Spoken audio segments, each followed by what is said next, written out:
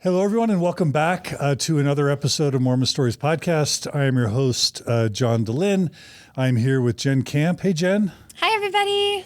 It's June 20th, 2022, and we're here for part two of what I think is a super interesting, epic interview with Sam Zitting. Mm-hmm. Sam Zitting Wyson and Melissa Zitting Wyson, but also Melissa Cowles, which was her maiden name growing up. And they are the co-hosts of a really cool YouTube channel called Growing Up in Polygamy. Did I get that right? Yeah. Yes, you did. Thanks for having us. And we just spent 3 hours speaking with Sam and Melissa about Sam's upbringing in the Fundamentalist Church of Jesus Christ of Latter-day Saints, or the FLDS Church, in Colorado City / Hilldale, Short Creek, you can call it lots of things, down in southern Utah, northern Colorado, Arizona, like, I don't even... Yeah, so northern Arizona, southern Utah, right on the border, actually. Okay, yeah. And fascinating first 3 hours. If you haven't watched that, pause it, go back and listen. You'll get a lot of history about the LDS Church, the FLDS Church, and about Colorado City and Hilldale. I'm going to get all these names wrong. Short Creek. Anyway, important stuff. And where we left off was sort of just understanding Sam's upbringing with a dad and 4 moms, 1 mom biological, but 4 moms, and I don't know, 25 to 35 siblings, growing up in Colorado City. Mm-hmm. Did you call it Colorado City? So we were on the Hilldale. So we were on the Utah side. So we were I was raised in Hilldale, Utah.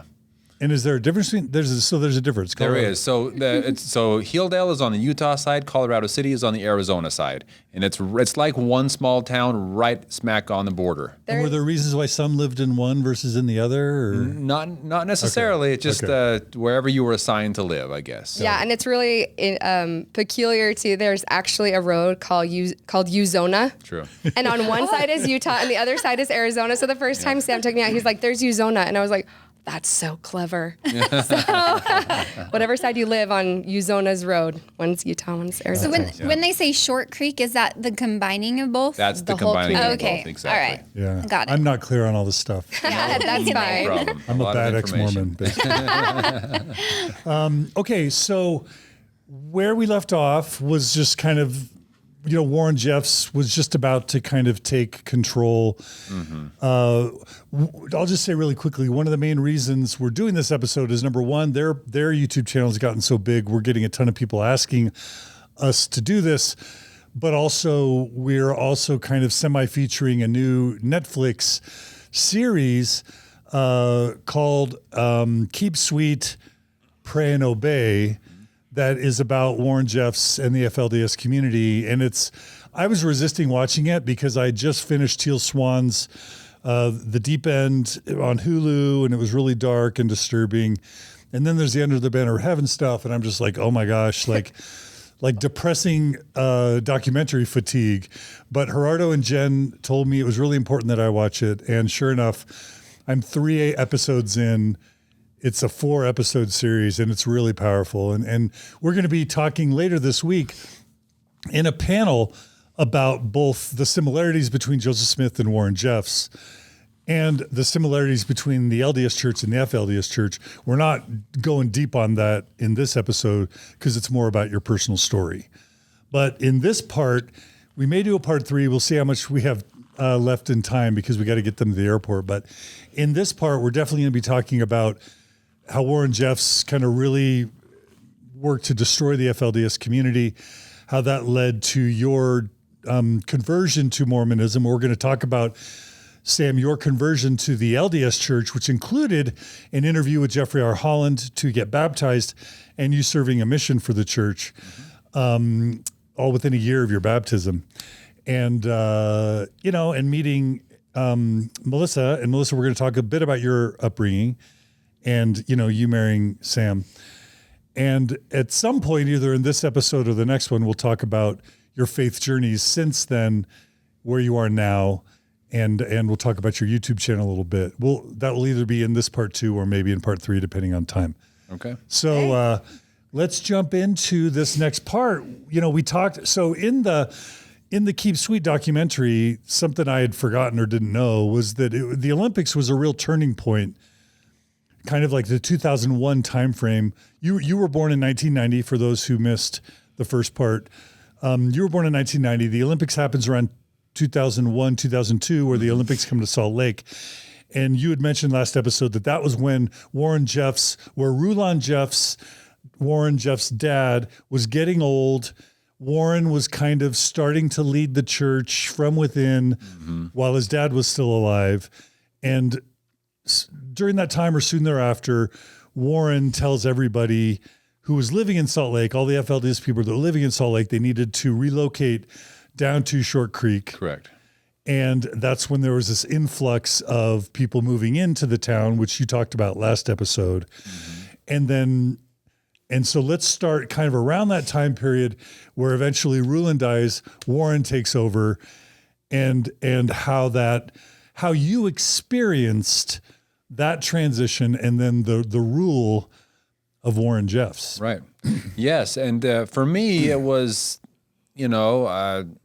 having so many people move down from Salt Lake City was kind of exciting. Wow, look at all these new neighbors now that we're going to have. And I didn't really understand at that young age the significance and the changing point that this was for the church, as far as so many families had to give up so much. So many families that were born and raised here in Salt Lake City had to just give up their businesses, give up their homes, and just without asking any questions, up and leave to a new place. And so that was kind of a very difficult thing for a lot of families. For me, I was already living in Short Creek, so it was just, hey, here comes a lot more people to live around us. Also, I don't know, it was just I guess it was a little bit of a difficult time in the community. There was a lot of uncertainty what was going to happen with the Jeffs prophesying of the end of times and all of that. So it was a pretty scary time for us in our lives at that moment.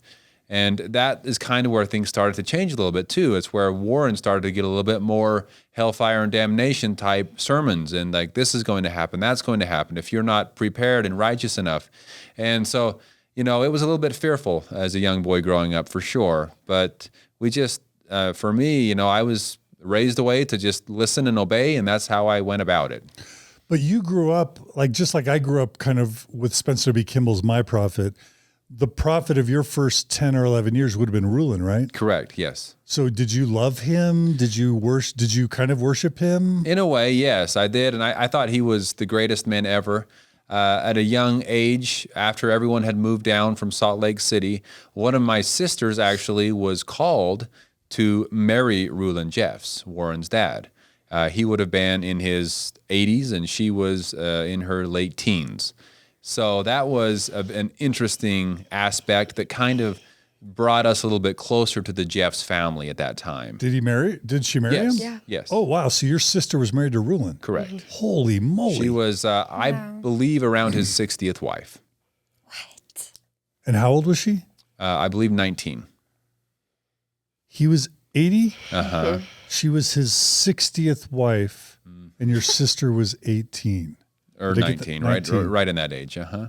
Holy moly. So it was, but you have to realize that in our minds, she was marrying the prophet of God. So to us, we thought it was a huge honor for her to be able to go through this. And, and we just assumed that she felt the same. Now, I don't recall ever personally asking her, hey, how was your experience being married to the prophet, right? So I couldn't speak for her on exactly how that experience was for her. But for me, I just remember thinking, wow, look at this. He's pulling into our driveway and she's walking out to get into the car with the prophet of God. Like, this is the most amazing thing ever. As a young boy, that's just kind of the way it was for me, not really knowing what it all entailed. Wow. Yeah. That takes it to a whole nother level when it's your sister. It does. Were you close to her growing up? I was very close, yes. Oh, wow. She was quite a bit older than me, so we didn't do everything together, but she was very loving and kind and always around. Were you ever able to talk to her about what it's like to be married to the prophet? No, not really. I mean, after she moved out and moved in with him and all of her sister wives, there were moments that she would come back and we would get to visit with her, and she seemed happy. And that's as far as it got for me. I didn't really go into any details with her. As a young boy, I didn't really know what getting married really meant. So I just was going with the flow and thought it was an opportunity for her to be able to marry someone like that. Wow. Yeah. And so how was Rulon Jeffs, you mentioned this a little bit last episode, but how was he thought of, like, in the community? What was his reputation? I guess, how was Kim Jong-un, what's his reputation in North Korea? Like, I guess the person with absolute power, you can't even talk bad about him. Right. So I don't even know what this question really means, but how was he thought of? Yes. As far as we were concerned, we thought that he was the greatest man ever. And there were moments where we got to actually go into his home, meet in his home and shake his hand and the hand of Warren Jeffs. And we just thought it was this most spiritual, amazing experience ever because of the way we were raised and the way we were taught that they were such these great men that were talking with God. So you met Rulon? Yes.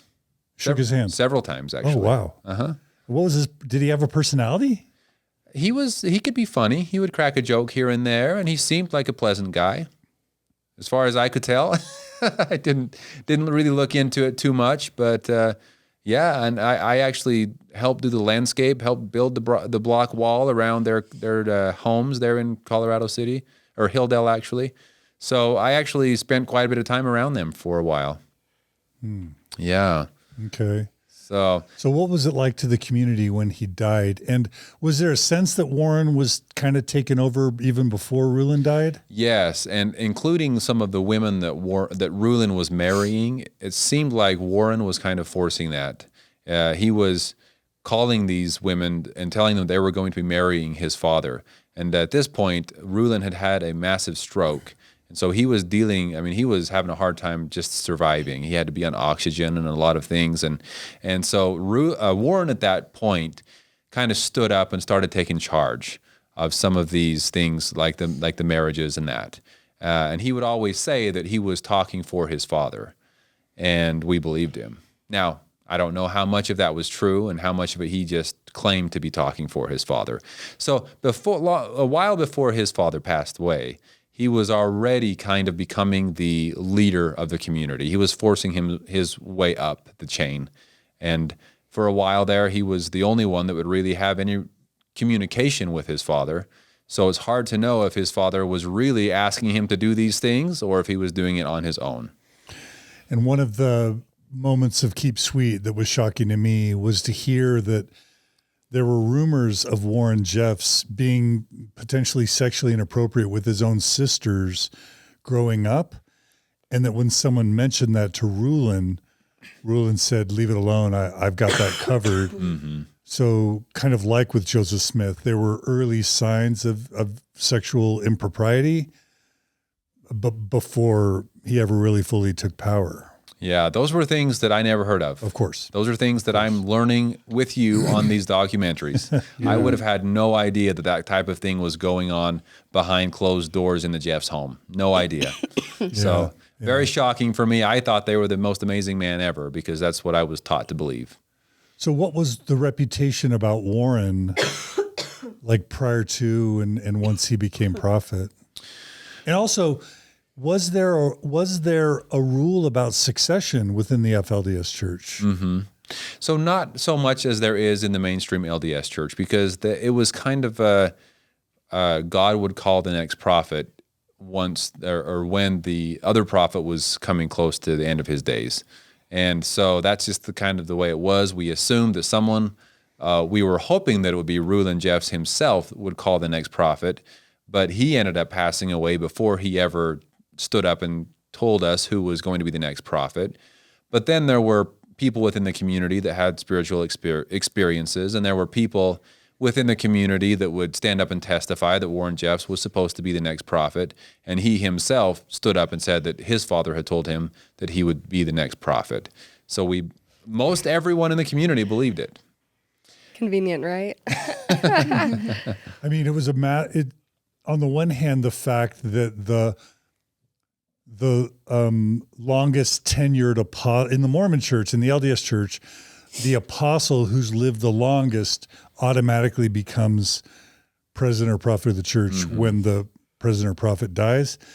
And in one sense, that should almost be a red flag that God's not calling these people, that it's really a bureaucratic decision on who outlives the other person. On the other hand, it was a masterstroke of brilliance because it avoids the possibility of a succession crisis and of a big conflict. Right. You guys had eliminated a quorum of the 12 apostles, which helped eliminate the possibility of a succession crisis. Right.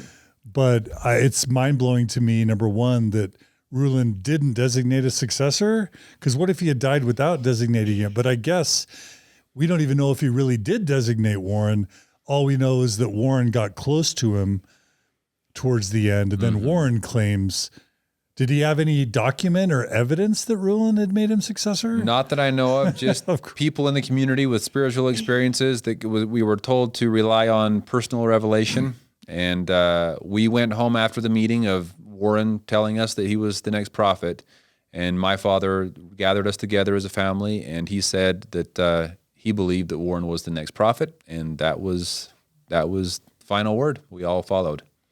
And the whole community did as well. Most of the community. There were a couple that didn't agree with it and went their separate ways. So were they kicked out of the community, or either kicked out or chose to leave because they didn't want to deal with him as the prophet? They probably knew stuff. Oh, I'm sure they did. A lot more than we knew. Yeah, because we didn't know any of the bad things going on at that point. And it seems like a lot of the higher ups definitely saw warning signs a lot earlier than most of the rest of the community did. Yeah. And so those people that had seen the warning signs of just kind of Warren's personality and how he was handling everything with his father, it seems that those people were the ones who, when he declared, they were able to see, no, that's not, something's up, something's fishy. Yeah. So how did you experience, because there's so much we could go into that's in the documentaries. I don't want to repeat all that, right, because our time's going to be short. So watch the documentary, or we'll cover that another time. But how did you experience changes once Warren took over in your life? Mm-hmm. To me, it seemed like everything just all of a sudden got a little bit more tense. That's the feeling I got. All of a sudden, there was a lot more secretive things going around. All of a sudden, there were people that were disappearing and called to this so-called Zion that they were building up. And I didn't even know what that meant. As a young boy, I thought maybe they were carried off into the heavens to do some kind of amazing job. I didn't know that this place was in Texas. We weren't given any of this information. So when they were building El Dorado, which is how they pronounced it, El Dorado, when they were building El Dorado in Texas to escape the legal heat that was going on, none of the members knew they were even doing that. Building a Zion and a temple in El Dorado. Not unless you were one of the elite that were called to go and help. Wow. And some of these people that were called to go help did eventually come back. And for example, I had a brother that disappeared, and then he randomly came back. But when he came back, he was not about to talk about it. Nothing was to be talked about. So it was still, we just looked at them as these, wow, I guess I'm just not good enough because I have no idea what's going on. And so that was kind of the vibe, is as soon as Warren became in full power, everything just kind of started to shut down a little bit. The rules became a lot more strict. Everything that was enjoyable that we were doing beforehand was taken away from us. We were supposed to just dedicate our lives to building up Zion and sending lots of money to the leaders of the church to supposedly help build this Zion. And but we were kept in the dark, entirely kept in the dark. And you mentioned this last episode, but just to kind of, in this episode, give a sense, you had said that, I saw in the documentary, they outlawed the color red. You couldn't wear red. Yep. You said they outlawed, what games? Like, what are all the fun? Like, what were all the things that got outlawed once Warren took over that made things more strict and more intense? Mm-hmm. So no books from the outside was one of them. We were not allowed to really, we weren't supposed to do any family outings and that type of thing anymore. We weren't supposed to go camping or do anything as a family that would, my assumption now is things that would cost a lot of money, because he wanted all of that money. And so that just, No camping or anything, family excursions. Nothing like that was really supposed to happen any longer. Any of the big outings or trips or that type of thing. No celebrations. No celebrations, exactly. So, yeah, and then the rules just became a little bit more strict as far as what you're supposed to do as a family, where you're supposed to work, what you do with your money, all of those type of things just became a little bit more strict. There was stuff like no dogs were allowed, no dogs as pets. Red for me was never allowed, even at a young age. My entire life, I don't remember red being allowed, and they would tell us that it was because it was a sacred color reserved for Christ to return to the earth in red, but because of the way they talked about it, it didn't seem like a sacred color. It came across as an evil color. So when we would see someone with a red truck, we just thought, oh, that's an evil color. That's an evil truck because it's red. For some reason, that's the way it came across. And I saw like in the documentary, like photos of like what the perfect hair should be. And again, the pastels being encouraged for the only colors that women would wear. Right. Is that Warren stuff? That was.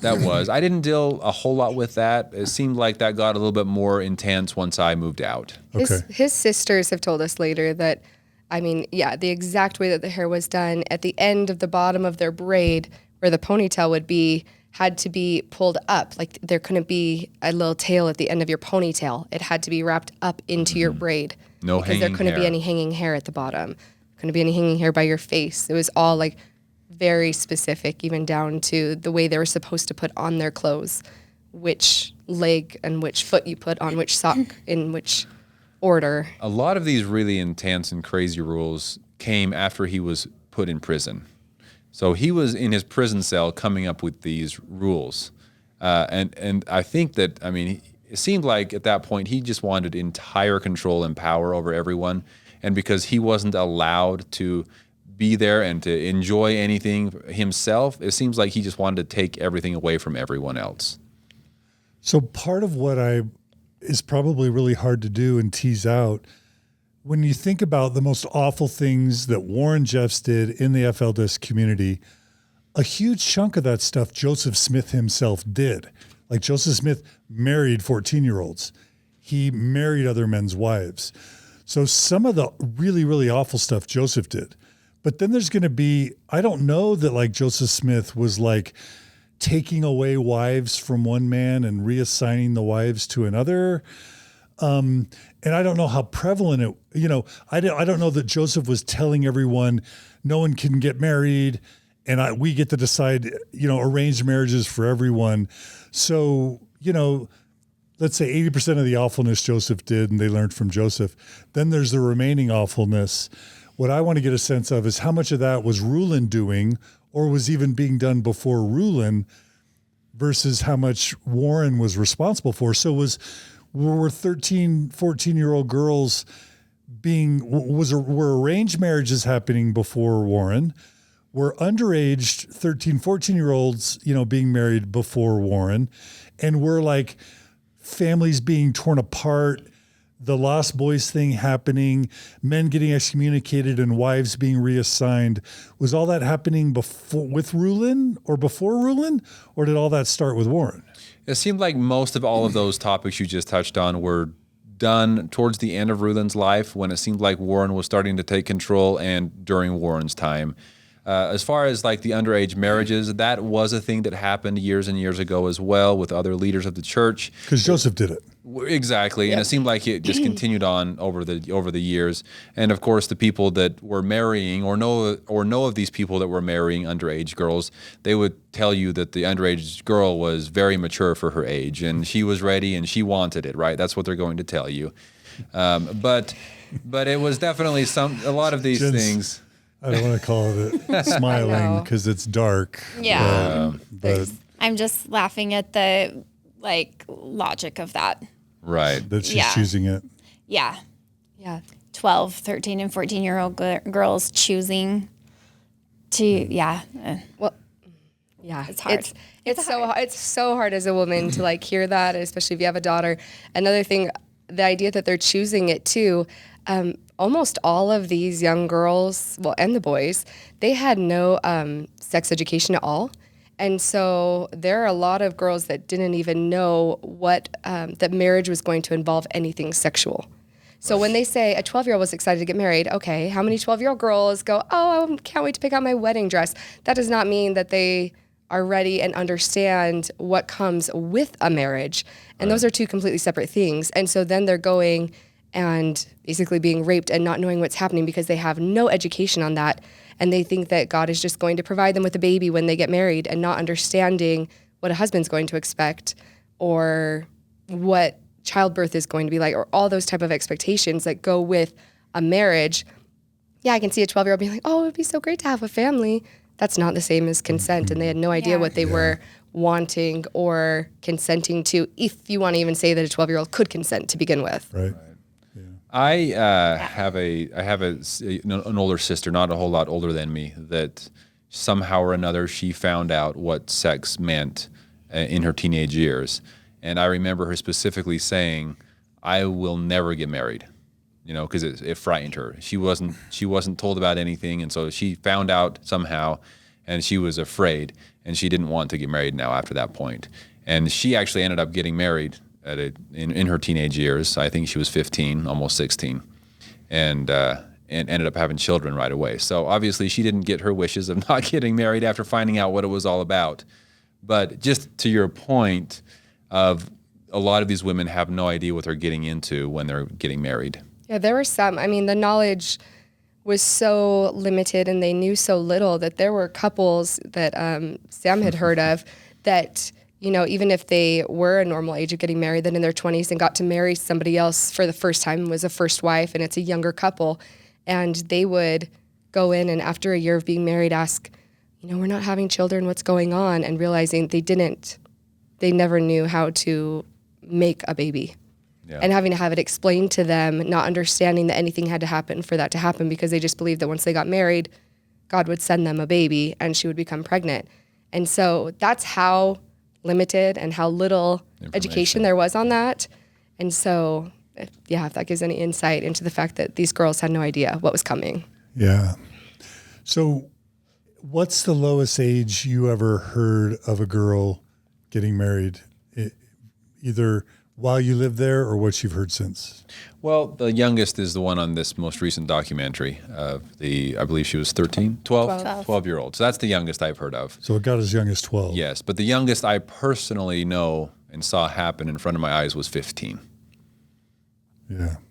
So, and that was to an older man. She was his second wife. And I believe he was in his late 40s at the time. And Joseph did 14, so I mean that's not much older than 12. So. There was precedent, right? The precedent of when you hear people claim that Joseph, like Brian Hale's claiming that, Joseph never had sex with any of his wives, or certainly didn't have sex. There's no proof of him having sex with any of the polyandrous wives or the underage wives. Do you have any reaction to that? I mean, I can't say for sure. I haven't done a whole lot of research on it. Melissa might know more than I do about what exactly went down, but I would say that based on my experience, that's not. I don't see that being possible.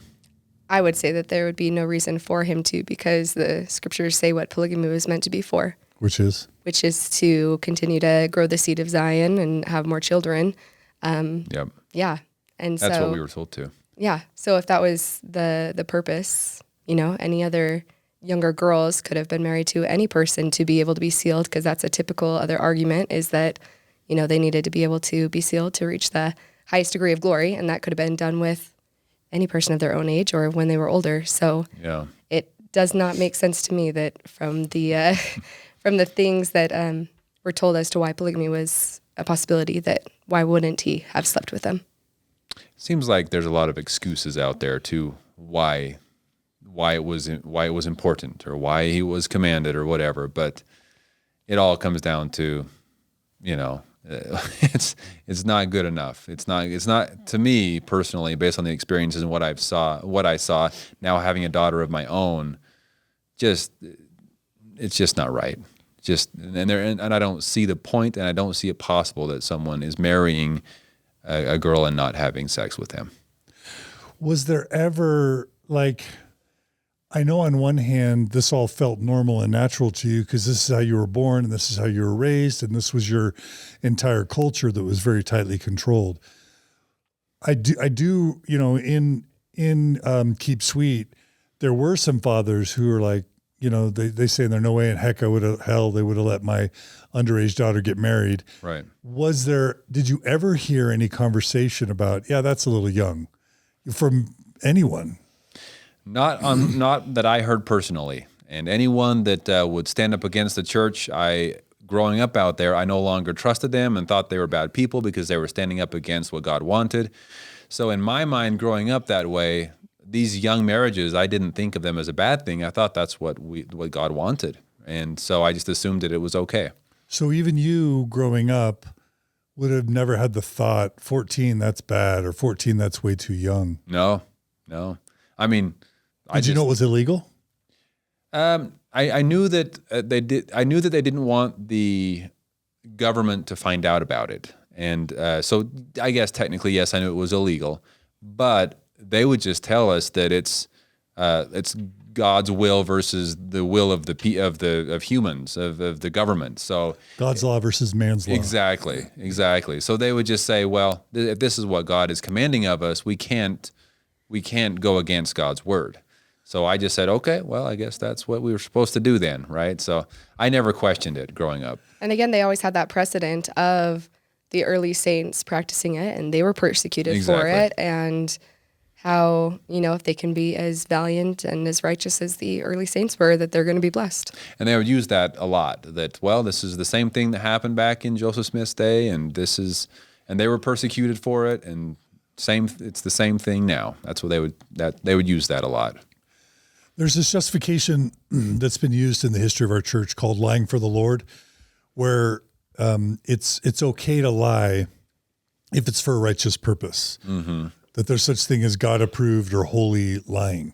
And I guess the example would be Nephi cutting off Laban's head and then putting Laban's clothes on and pretending like he was Laban. That's in effect lying or deceiving. Was there a sense that lying was okay if it was to protect the church? And was there an explicit teaching that lying was okay to protect the church? Definitely was okay to protect the church, 100%. To lie, yes. You can lie. You could try to run from the law. You could, as long as it was for the church, it was perfectly okay. Now, a specific saying or a quote, I can't think of one right now, but I do remember being taught that it was okay to protect the church at all costs. Whatever that may mean. Okay. Yeah. Okay. So what else? What other things did Warren make? Oh, well, let me ask this. At some point, Warren must leave Colorado City and move to El Dorado, or there's a point where he's on the run and he's just like in his car doing all the things he was doing, which we can talk about later. But like, do you remember when he's like Elvis has left the building, when Warren Jeffs? Do you talk about that? Oh yeah. So I was a young teenager, and I was, everything was kind of going as normal. We had our general meetings on Sundays and Saturday morning meetings that we would meet at the meeting house there in town. And so everything was kind of going as normal, and all of a sudden Warren Jeffs was no longer at these meetings. And we were told that it was because he was being wrongly accused by the government, that he did these horrible things. Not true. And did they say what he was being accused of? No, not really. They didn't go into any details. They mentioned, and we just assumed it was based on polygamy, and that's kind of what we thought it was all based on. So they didn't say he's being accused of having sex with underage girls, or of marrying off underage girls to other people. That was never... those weren't things that were talked about. So it was just based on. For me, at least what the vibe I got was it was based on polygamy, and it was based on the government trying to destroy God's work. That's kind of the vibe that was given.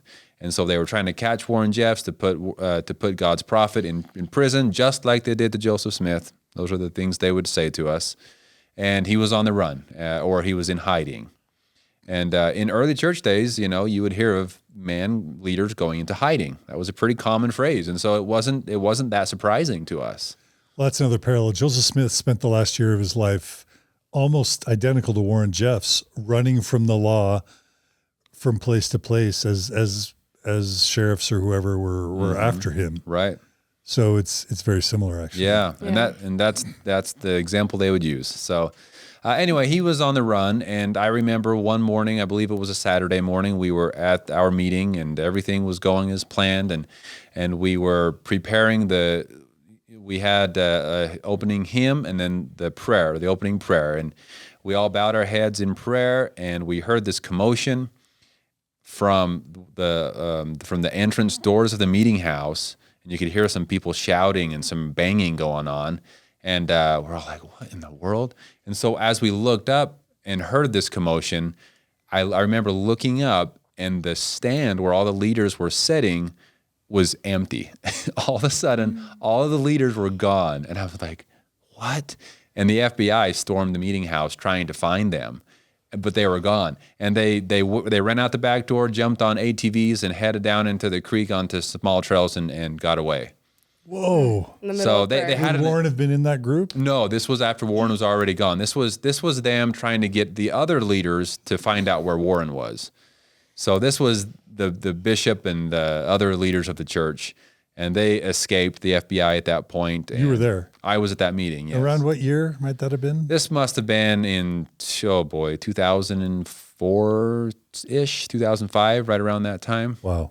So, but it was interesting, though, and I remember talking to people around the community, and they're like, oh, it's so amazing, they got away, and they had this escape plan, and they knew exactly where to go and run out, and anyway, so it's like a proof that they were prophets and the Lord was guiding them to escape, and that's right? why, and that's the reason, or one of the reasons, I assumed that they would never catch Warren Jeffs. I assumed that God would protect him and that he would never be caught. So this whole time he was on the run, I just assumed that all would be well. I didn't think twice about it, that they would never be able to catch him. As long as everyone was righteous enough. Exactly. Then he wouldn't be As long caught. as we were righteous enough. It always depended on their righteousness. Okay. So one of the things that marked Warren Jeffs' administration was purging the church of his siblings, of other prominent leaders. Do you remember as he started purging any opposition, including people older than him, well-respected people of the community? Do you remember any talk of those purges?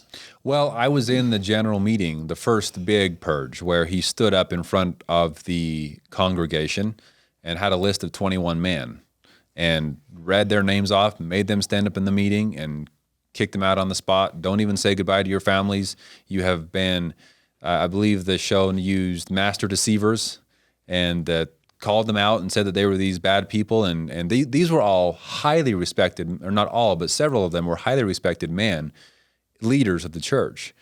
And so you can imagine we were all shaking in our boots that what's going to happen next, right? Most of these men with families were just completely nervous that they could be next, because who knows? We didn't really get any details on what they did wrong, just that they had been fighting against God's work and they were no longer allowed to be there. Do we know now why he kicked them out? It just seems like it was a power move. Power move to scare everyone else into submitting to him and following his words and commandments. So they weren't necessarily opposing him. It doesn't seem like it. I think they just knew too much and were too well respected in the community, and he didn't want them there to have that influence over people. It seems like anybody who could threaten his power, especially once he was in prison, ended up gone. Yep. Anybody who could threaten him. And I'm trying to imagine being one of the 21 most respected members of the community, being told, leave now in front of your wives and kids. I would think that some of them would say, F off, or go away, Warren, or screw you, or let's get this guy. Or they would yell back or disagree or argue. If he tried to tell me, leave Margie and your kids, get out of here now. Well, you know what I mean? I'm just trying to imagine if any of them even spoke up. Right. Nobody spoke up that I remember. Maybe there was one or two that tried to say something and they were just forced out. But you have to remember that you're teaching your family their entire lives that they need to follow the word of the prophet. They need to obey him no matter what. And so to have the prophet stand up in front of not just the fathers, but the children and the families of these fathers, all of a sudden, the second the prophet says he has been fighting against God's work, all of his wives, all of his children now look at him as the bad guy immediately, because they have been taught their entire lives to follow the prophet and to do what he says no matter what, to keep sweet no matter what. And so these men were put into a position where they had no choice. Their families now didn't trust them anymore. They had raised their families to be in the position where they would betray them for the religion, because that's how intensely they had taught their children to believe it. Which is, So I can imagine many of them thinking, wow, I must have really done something wrong. I must deserve this. I'm sure some of them at least didn't oppose Warren Jeffs because they believed they had deserved to be removed. I agree with you. There were some men, I don't know if they were on that list or if they were kicked out at a later time, but there were some that did stand up and say, no, I'm not doing this. This isn't going to happen. And their family, some of their family actually went with them, and some of the family stayed behind. So that did happen a little bit. But yeah, it was most common that, because nobody's perfect, right? So if someone tells you did something wrong, you're going to be able to look back in your life and realize you're going to be able to find something you did wrong. And then and so he didn't really have to pull specifics. He just said, you're a bad guy.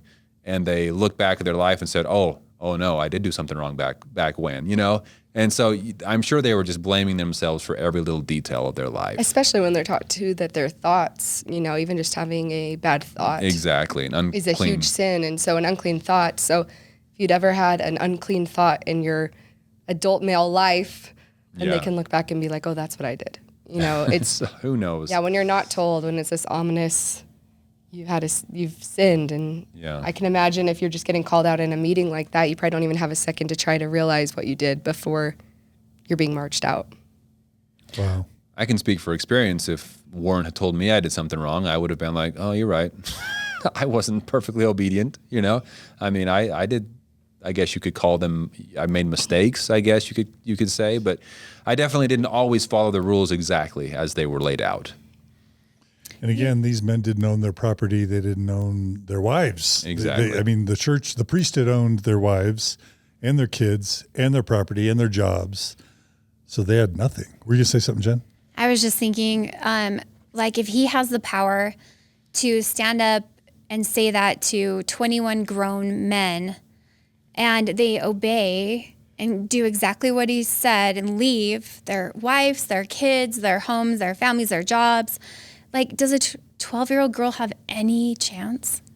Does any young person in that community have any chance if he has that much control that he could make 21 grown men just leave? There's almost no chance unless something major happens. Mm-hmm. When people say, how could the mom allow that? How could the 15-year-old be okay marrying the 80-year-old man? They don't. They don't have any mindset that would make them think otherwise. Yeah. That just kind of put it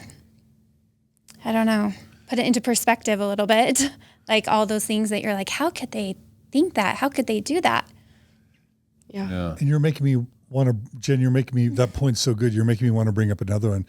In 2022, the modern apologetic that the church seems to be going with is that these women who were polygamous wives of Mormon polygamous wives of the 1800s, they consented to it, they agreed to it, and many of them loved it and wrote good things in their journal about it. If I say that to you now, it's like, hey, polygamy's not bad.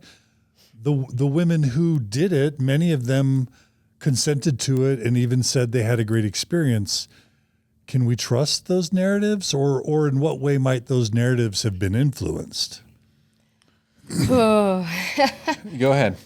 No, just like I was saying earlier with the 12-year-old is a perfect example. Like, yeah, one, they don't know what they're signing up for. And no, there's no way to be able to have consent at those ages. And there is no way, like. But what about adult women who say the same thing? Even adult women, yeah. If you're raised in that environment and you're in those situations, I don't think you don't have a chance. You don't have a chance against that kind of power and that kind of control in your life. And you may think that the only, it's the only way. And when you've been raised your whole life to think that that's your only purpose in life, which is something that's instilled in them so much and drilled into them, that it is their only purpose in life to be in a plural marriage and to have as many children as possible, and that is all they should be living for, then psychologically, no, I don't think so. And yeah, apologetics, when they say, oh, well, they consented, unless you can go back and look and see exactly what the situation was, you can't have you can't have consent, even as an adult, when you've been put into those type of situations where your entire life depends on you being obedient. I don't feel. Jen? Yeah. And just to add to what Melissa's saying, like, I was talking with a friend, messaging with her the other day, and we were talking about these adult women that Joseph Smith married, like the ones that were older, at least 18. And, but that the apologetics and the church says, well, he didn't have sex with them. Like it wasn't like a real wife, it was like an eternal wife or whatever. Celestial marriage. Yeah, but then they weren't allowed to marry anyone else, during their time when they were sealed to him.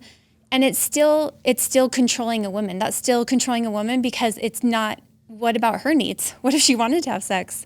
What if she wanted a real marriage? What if she wanted to have kids and a home and a family? And what if that's something she wanted? That's still not a good narrative, even thinking of it in that way. Yeah. And so it's like the women's needs or wants or anything within that, where the way they're throwing it out there, either way you look at it, it's still controlling women. It's still not caring about their needs or wants or, any way you look at it. So it's so wrong no matter what. And there's also this, when I'm thinking about the FLDS men, they had no authority. They didn't own their property. Their families could be taken away from them at any time. They didn't even own their assets. They didn't even have a savings account. They were just giving all their excess income to the church. They're powerless. And that's how 19th century women were. Even in normal monogamous heterosexual marriages, women hadn't gotten the vote yet. I think, as I understand it, many women couldn't own property, right? Mm-hmm. Couldn't vote, couldn't own property, were basically possessions of their husband.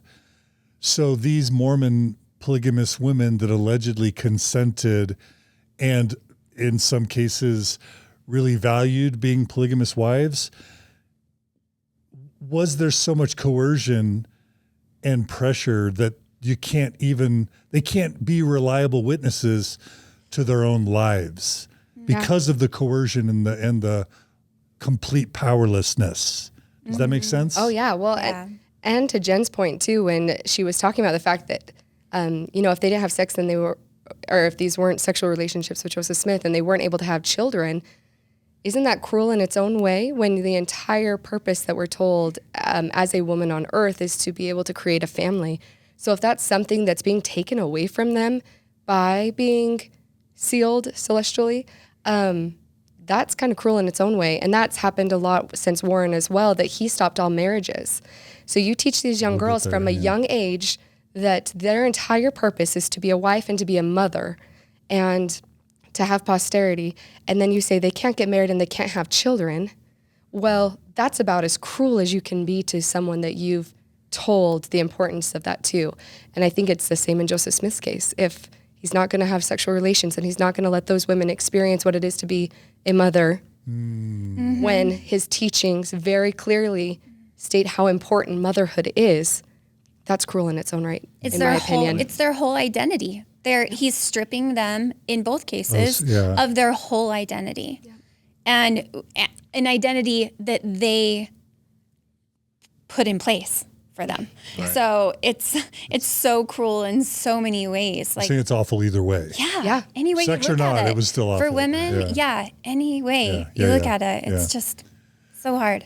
Okay, Yeah. so what else did Warren do? Like, and how, when all these people start getting purged, how does that affect the environment of the community? It affects it a lot because a lot of these people who were being purged were business owners, and they were in charge of a lot of what was going on industrially within the community. So it was definitely a big slap, I guess you could say, a big slap to the community. And a lot of us were fearful. A lot of us didn't know what he would do next. And so there was definitely the spirits of the community were down at that point. Definitely. Is it called excommunication when someone's kicked out of the FLDS church? Yes. Is that what it's called? For some reason, we've always referred to it as being kicked out. Oh. But yes, it's an excommunication. And did they have disciplinary councils like we do in the modern LDS church? In some cases, they did. I have heard a lot of experiences and stories from people that were sent to the office of Warren Jeffs. And for example, my cousin Shem Fisher that we did a video with, he had to do that. And they went and he would explain to them what they had been doing wrong and what they have to do to repent for it and all of that. But not always. In a lot of cases, they received a phone call and you're out. And that was it. And by a council, it's not quite the same way that in the LDS church, it's like an actual council of like multiple men in leadership. If they ever did have counsel, it was normally just directly with Warren and maybe one other leader. So Yeah. not quite a full council. There's so much we could talk about here, but Yeah. I don't want to lose your story. So let's switch to how all of these Warren Jeff changes impacted your FLDX experience to the point of you leaving. So just back up to wherever you want and just tell us that story of your ultimate, the beginning to the end of you kind of leaving the FLDS church. Yeah, I mean, mine wasn't the typical. I wasn't kicked out. I wasn't one of the lost boys or any of that. I wasn't involved in any of that.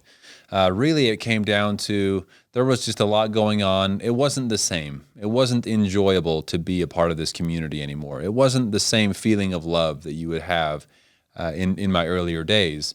And so there was just already this feeling in me that I just didn't really enjoy being a part of this community anymore. And so the day that I left, though, I did not plan on leaving. I didn't plan for it even one day in advance. It just happened. Okay, before you left, like, was there in your mind or in your behavior prior to the day you left, can you talk us? Yeah. Were things building? How did your beliefs or behaviors change over time? Did you talk to anyone? I don't mind you backing up and kind of talking about your descent before the actual day, because I think that's important. You know, the funny thing is I did back up. That's how much planning I did. There wasn't as much dissent as what you would I will think. say this. I mean, It wasn't a process like a graduate. Not for me. It just happened. Okay, you were 15? No. I was 18 when I left. So through 18 years old, everything was fine until one day it wasn't? It wasn't fine. I didn't like some of the rules. And that was one of the main things that I kind of had questions about is, man, why would we be forced to live this way? You know, why would everything, because by the time I was 17, almost 18, the community had kind of started to fall in the sense of the sense of community that we always had, the love and the being there for each other. It was more just super secretive, and who knows what's going on anymore. So I was already starting to just not enjoy the environment. Okay, because at what age did Warren leave the community? At what age of you? I would have been probably 16, maybe 15, 16. Okay. And then, so does his leaving the community mark an important downturn in the health and happiness of the community? It does. Plus the purges. Right. It wouldn't have been that big of a deal if he had just disappeared. But it wasn't just him disappearing. It was all of a sudden we had to do all of this stuff for the prophet. We had to give a lot of money. We had to work harder to be able to make enough money to give the prophet. We had to constantly fast and pray that he wouldn't be caught by the law enforcement and that type of thing. So it just seemed like there was a lot more required of us. You know, it wasn't just like he disappeared and we missed him. I was a young teenager. I didn't really care if he was around or not, right? I'm sure that his family cared, but it didn't change my lifestyle as far as whether or not he was in front of us. And the part that blew me away from the documentary, probably one of the most shocking, is when you find out that he's on the run, going to Disney World, going to strip clubs, going to New Orleans, partying. Games, Las Vegas, Vegas. And he's receiving hundreds of thousands of dollars of cash a day. Yeah. A day in these tomato cans that get glued shut. And so like he's squeezing his members of all their money so that he can party with his entourage of women. Yeah. Am I getting that wrong or? Well, I had no idea. And if the people if we had known what he was spending some of this money on, we would have been furious, but we had no idea. It was to build Zion. So because they all knew that there was this place that Zion was being built, it made sense that to build Zion was going to cost a fortune. Right. And they were willing to do that. So it was all under the guise of building Zion. They had no idea that Warren was doing what he was doing. And so that's why we were okay with it. We had no idea what he was up to. So that's that kind of started I just don't like this anymore. I just kind of had a weird vibe about what was going on. One more question. Sorry. Yes. Nope, you're good. And people get mad at me for interrupting, but it's just because No, you're fine. I have to understand a couple things more. Like I'm thinking of a 15 or 16-year-old kid, even growing up in Colorado City, like you're at a store or you happen to see a newspaper or a magazine or you see some tourists who look like normal, happy, healthy kids. I can imagine like, man, what would it be like in the outside world? And what if I want to run away or I want to go experience St. George or go experience Cedar City and like see the fun and the excitement, you know what I mean? Yeah. Like, is that even a possibility of like, if not running away when you're younger, at least running away for good, at least sneaking away to just experience the outside world and the curiosity, right? Yes. And about that age of that 16, 17-year-old, I did experience some of that. I would sneak out a little bit here, and we were out on construction sites a lot. So sometimes we would sneak over to the movie theater and watch a movie, or sometimes we would listen to this evil Gentile music Called Taylor Swift. I'm not even joking. Taylor Hillary Swift, Duff. Hillary Duff, Tim McGraw. That was the evil music we were listening to. His brothers would have to rededicate their trucks. They would get furious because they'd play Tim McGraw on the trucks, and then the brothers would have to rededicate them. Oh man, me and a couple of my brothers were definitely a little bit, I guess you could call us rebels. We didn't really like to follow all the rules. So there were moments that we got into big trouble, and because we did want to experience a little bit of the outside world. When you say got into trouble, what do you mean? Well, just sometimes if we, sometimes when we were younger, getting in trouble in our household meant sitting in a corner and sitting there until Father said it was okay to get up. He didn't spank you or hit you. The mothers did on occasion, but that was when we were really little. After that we got too smart and we started putting books in our britches or something. So it hurt their hands to try to spank us because they didn't notice the big book in our pants, right? But if you're 15 or 16 and you listen to music you shouldn't or go to a movie, where's the discipline? Does it come from leaders of the church? Does it just come from your parents? Does it come from peers? How do they discipline you? Or if you like get caught dating a girl or kissing a girl or heaven forbid having sex with a girl, how is discipline enforced on teenagers, especially when you're in construction sites all the time? So it depended on what the so-called sin was. If it was listening to Gentile music, and it also would depend on who caught us doing it.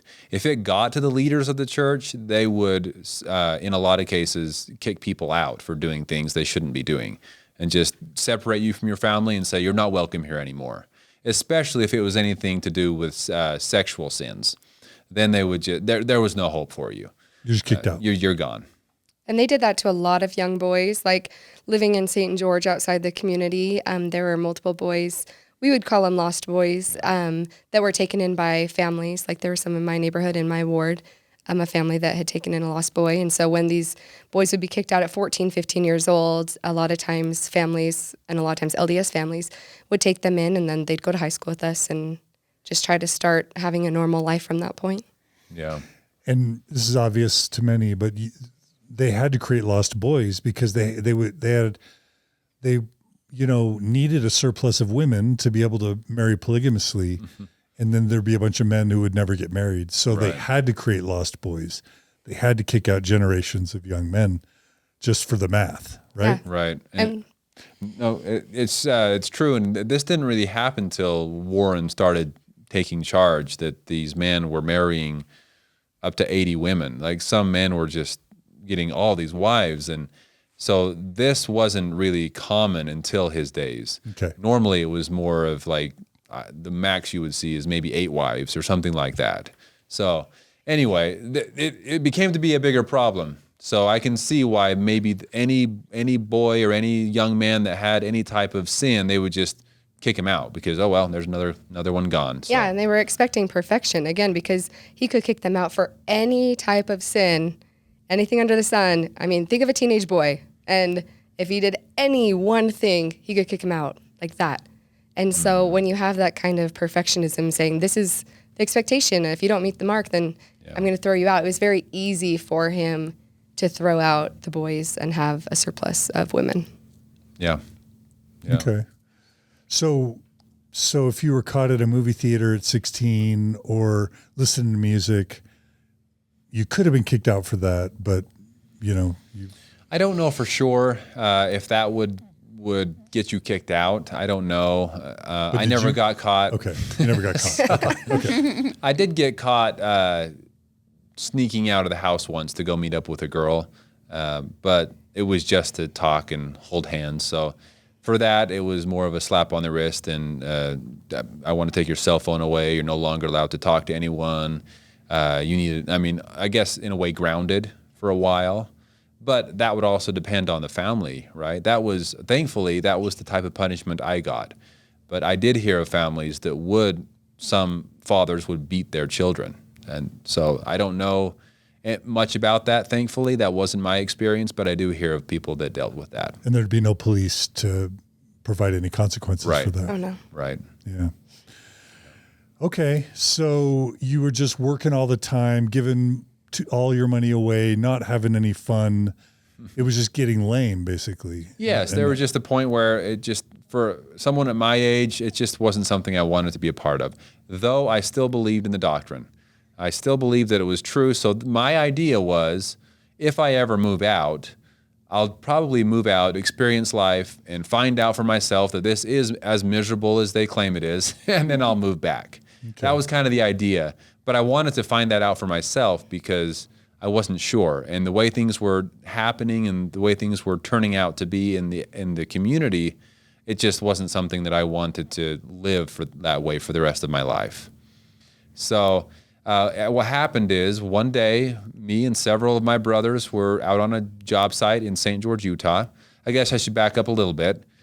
We had started this construction remodeling job in a home in St. George, Utah, for a family that we kind of became really close with, and they were great friends, and we were shocked at how happy they seemed, and they seemed like they were just such a great, close, loving family.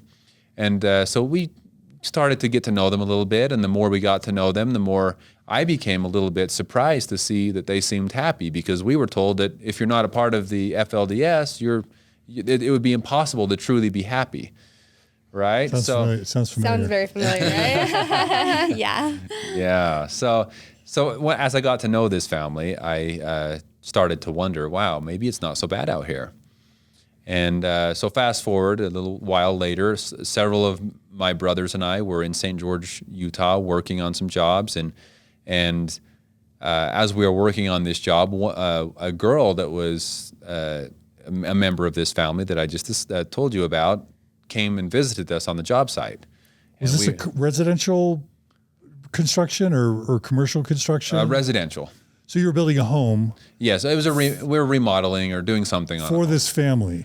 Yes, we were doing that, but at this very moment, on this specific day, this was a different job. No, that's how you got to know this family. Exactly. Was through remodeling their home. Exactly. That's dangerous.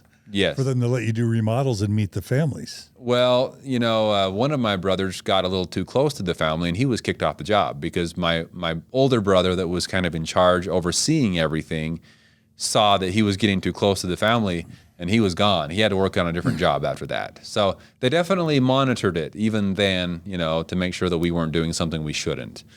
So fast forward toward that day again, my couple of my brothers and I all went out to dinner, and we invited this member of the family with us, and she came and had dinner with us. And after dinner, two of my brothers, being the good boys that they were, ran home as fast as possible, or drove home as fast as possible before they got caught.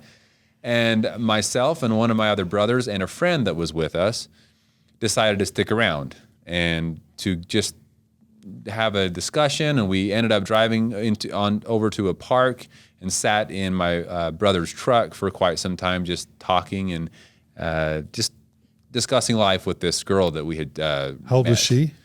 She was our age. So no, how old was she? Oh, 18? So she would have been 18. Okay. Uh-huh. So she's an LDS 18-year-old girl talking to two FLDS 18-year-old boys? Yes. Yep. Ish?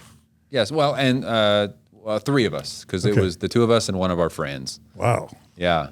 And I'm going to leave her name out of it, Yeah, just for fine. privacy reasons. But anyway, she was just this really, she was just seemed so happy, and everything was going for her. And we were just like, wow. So we built this strong connection with her. And as we were talking, we didn't really pay attention to the time until it was, I believe, 2 a.m. And we realized what time it was, and we thought, oh boy, we are in the worst of trouble. If we go back, we're just going to be in a heap of trouble.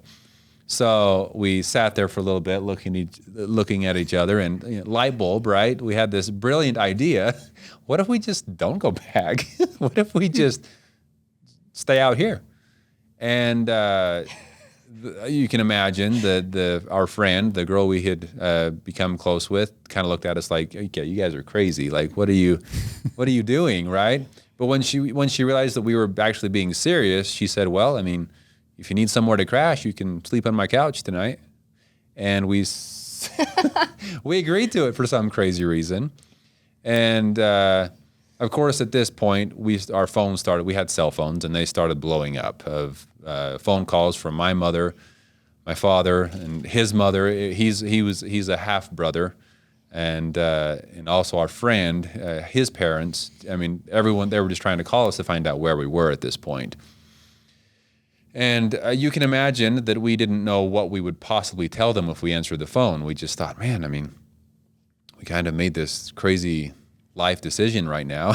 And is that called something when someone just doesn't come home and leaves? Was it called leaving, disaffecting, apostatizing? How would they have described that act of not coming home? I would say apostatizing would be the way to look at it, and would just put us in the worst of terms with the family because we had chosen to leave.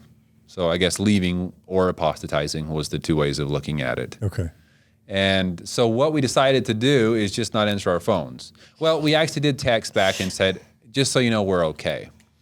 And then we just turned our phones off because we didn't know what we would say. It's a mother's nightmare. Like every time he tells this story, I'm like, your poor mother. Like your 18-year-old boy just doesn't come home one night and turns off his cell phone. Yeah. I have had a chance to talk to her over the phone since then to apologize.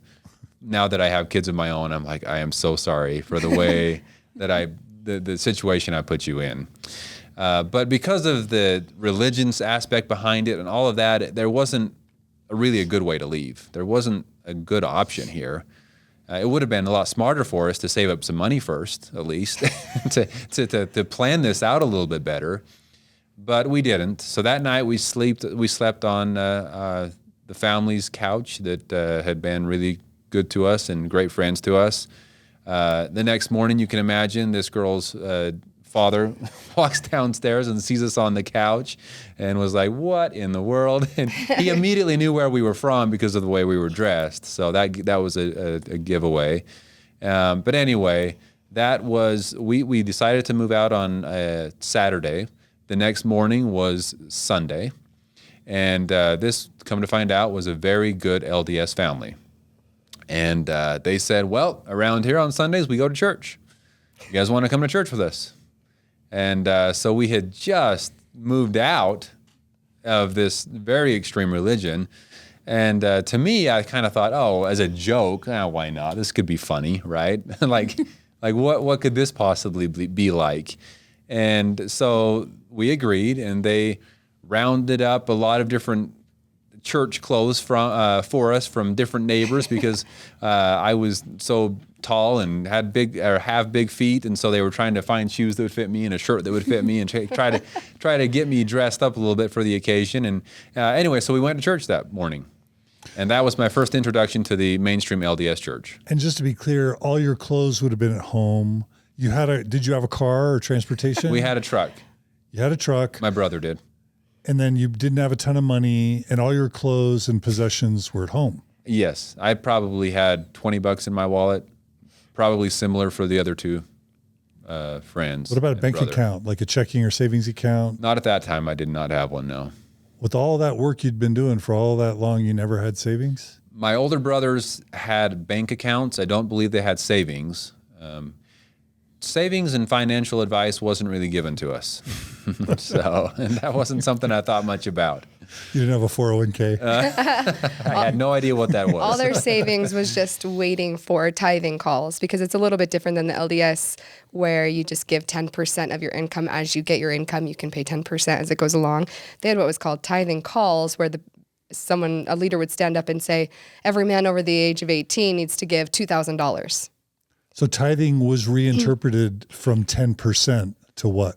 To whatever is required. Whatever was asked and required. Whatever we ask of you, you need to give it to us. Whether it was several $1,000s or whatever the case was, it was just. Was there an explanation of why it changed from 10% to just however much we want whenever we want it? It was Warren's idea, and claiming that it was being used for the building up of Zion. Well, and they thought they were living the higher law of consecration as well, right? Mm-hmm. If everything was consecrated together, then any money you earned should be for the community and the building of Zion. So. But sorry, random fact thrown in there. But they didn't really have a lot of savings. From everything I've heard, the only time the men really saved money was so that they would have enough to be able to give when tithing calls happened. Right. Or we would just immediately spend it on whatever we wanted, whether it was trucks or beds or beds or fancy leather jackets or whatever the case may be. We didn't really save money at all. It was more just either we spent it or we gave it away. And Jesus talked a lot to his disciples about leaving everything behind and following. So they could use Jesus's own teachings to kind of justify you giving everything to the church, right? Oh, yes, definitely. Yeah. And they would use that, the teachings of Christ or the law of consecration, all of that was used to encourage us to do that. Just following Jesus, basically. Right. Mm-hmm. Yeah. Yeah. So, okay, that decision, like I'm thinking about how like traumatic excommunication was for me and my church. You making that decision to not go home and spend the night and shut off your phones, and you can't, like, can you go back at that point? How are you going to be treated? It's not just like in my case, I was being kicked out of my church.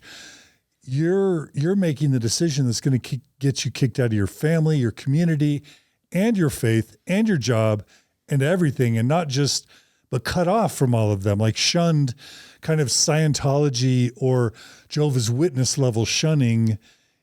Like, So like, and it is just like, oh, this is cute girl and this nice family, so I'm going to do it in like 8 hours. Like, can you talk more about like what that felt like? Because you're almost talking about it like it was kind of a trivial, flippant, hey, let's do this. Right. But it seems so severe what I would understand the consequences to have been. Right. And we didn't really think it through, like I said, and it was very, very difficult. And the next morning I called my mother back, and I tried to explain to her that I wanted to live a different lifestyle. I wanted to experience different things and not be stuck in what was being taught out there.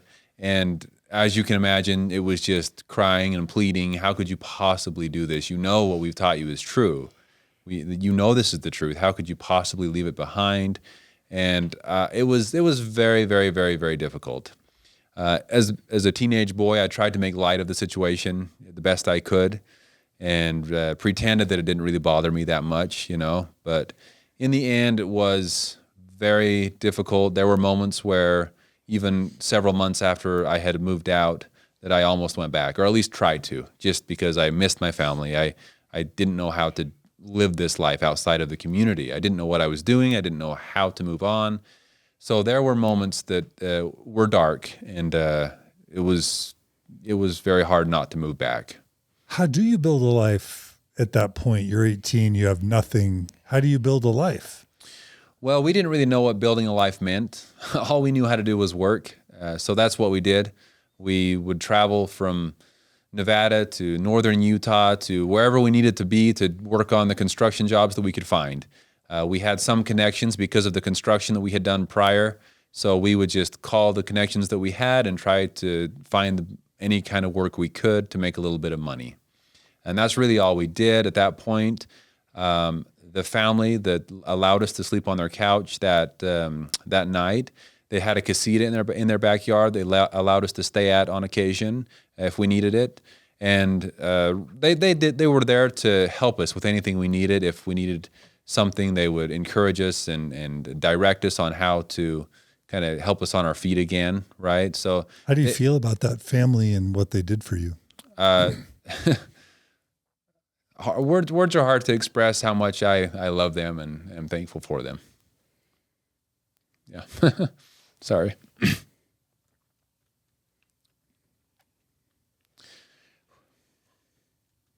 So that's the first time I've seen you get really emotional here. Not about the hard stuff, just about the love of a faithful Mormon family that was there for you in a time of need. Yeah, it was, they were very loving, and it was, they really changed the course of my life and encouraged me to better my life and try to fight for something to live for. Because leaving your family behind like that, it's not easy. And so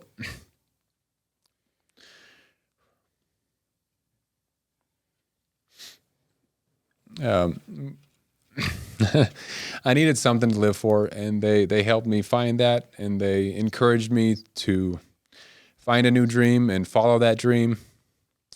And man, they became my family. They really did. Yeah. Yeah. So thank you for being so vulnerable.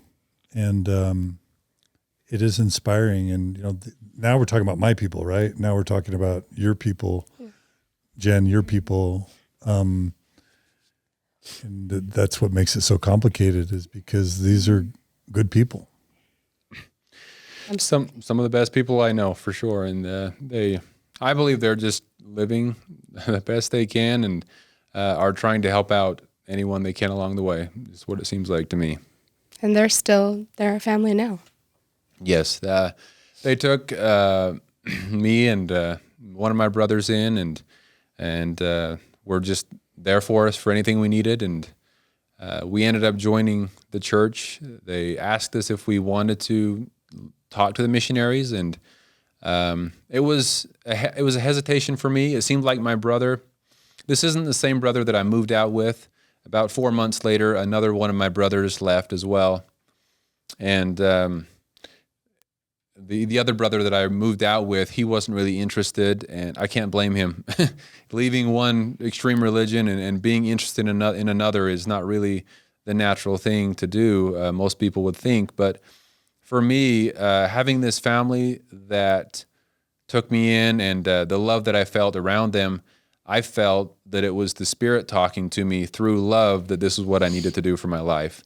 And it seemed that the Mormon Church was the most familiar thing to me as well, because it was a lot of the same doctrine, a lot of the same teachings, originated from the same prophets. So for me, it was kind of easy to go to what I felt was the most familiar.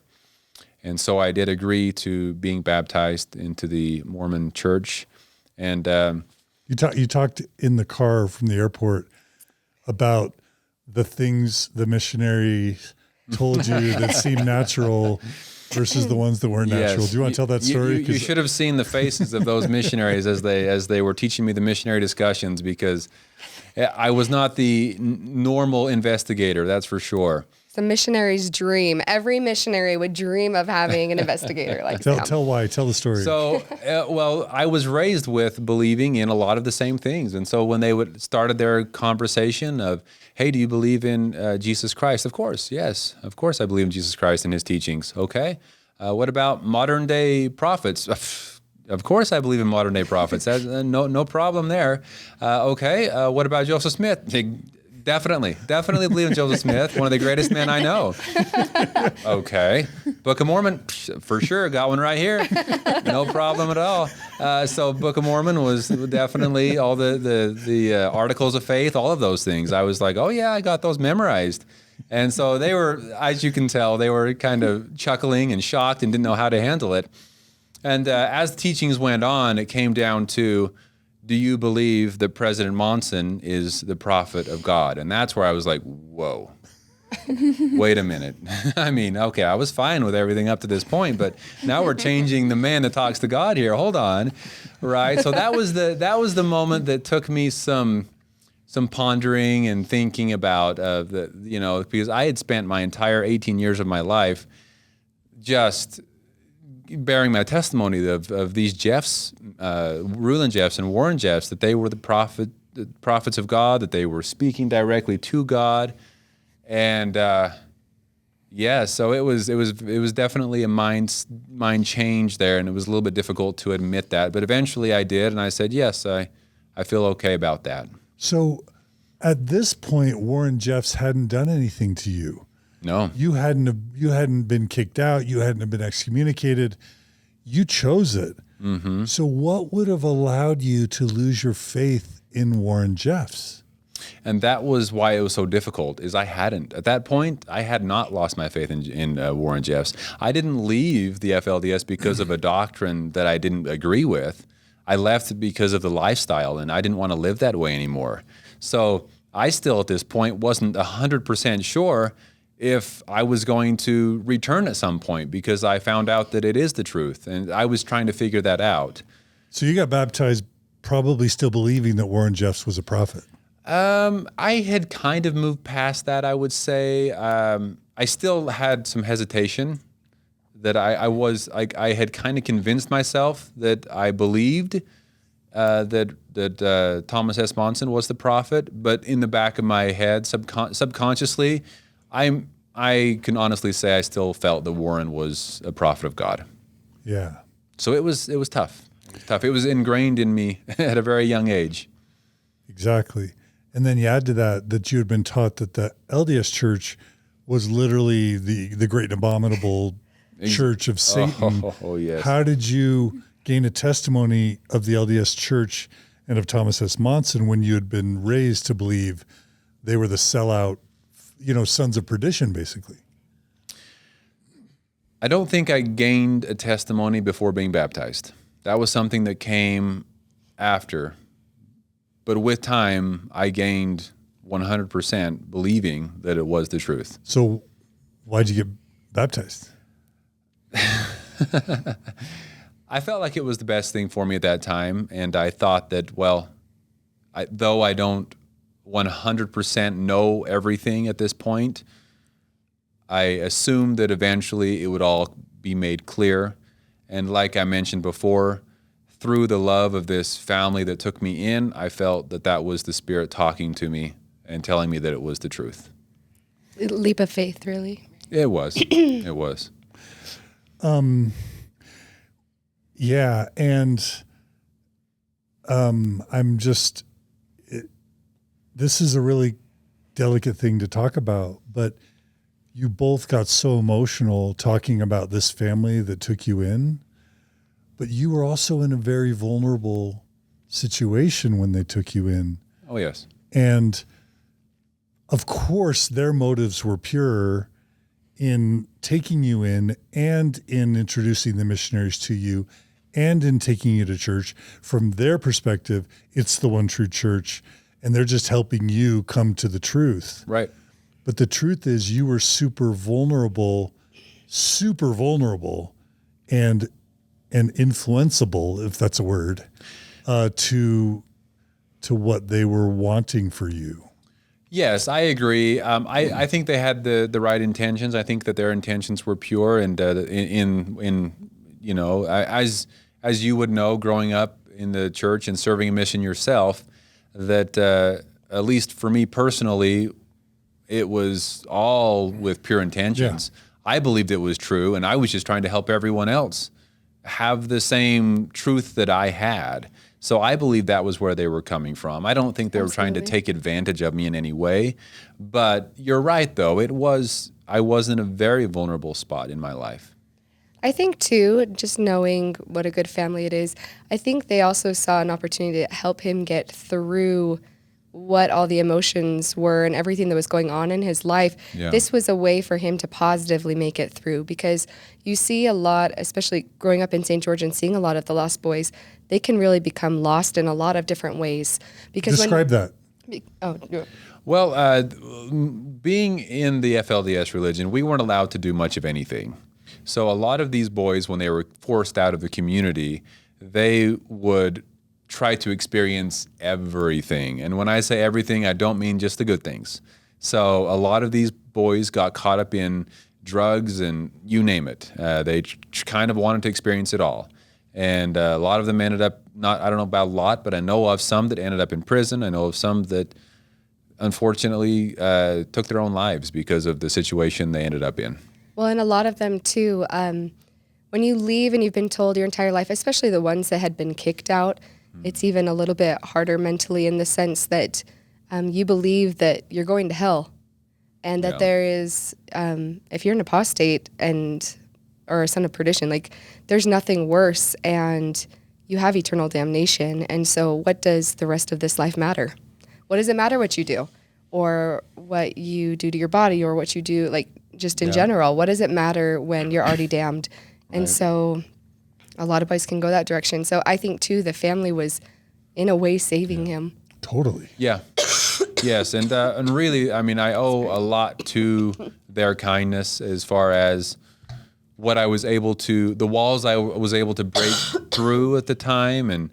And just, I don't know, it was very hard to build up self-confidence and try to move past the believing that I was too, this is a harsh word, but too stupid to learn and to grow at that point, because I didn't feel like I had enough of an education or a knowledge about life in general to really move past this place that I felt that I was stuck in.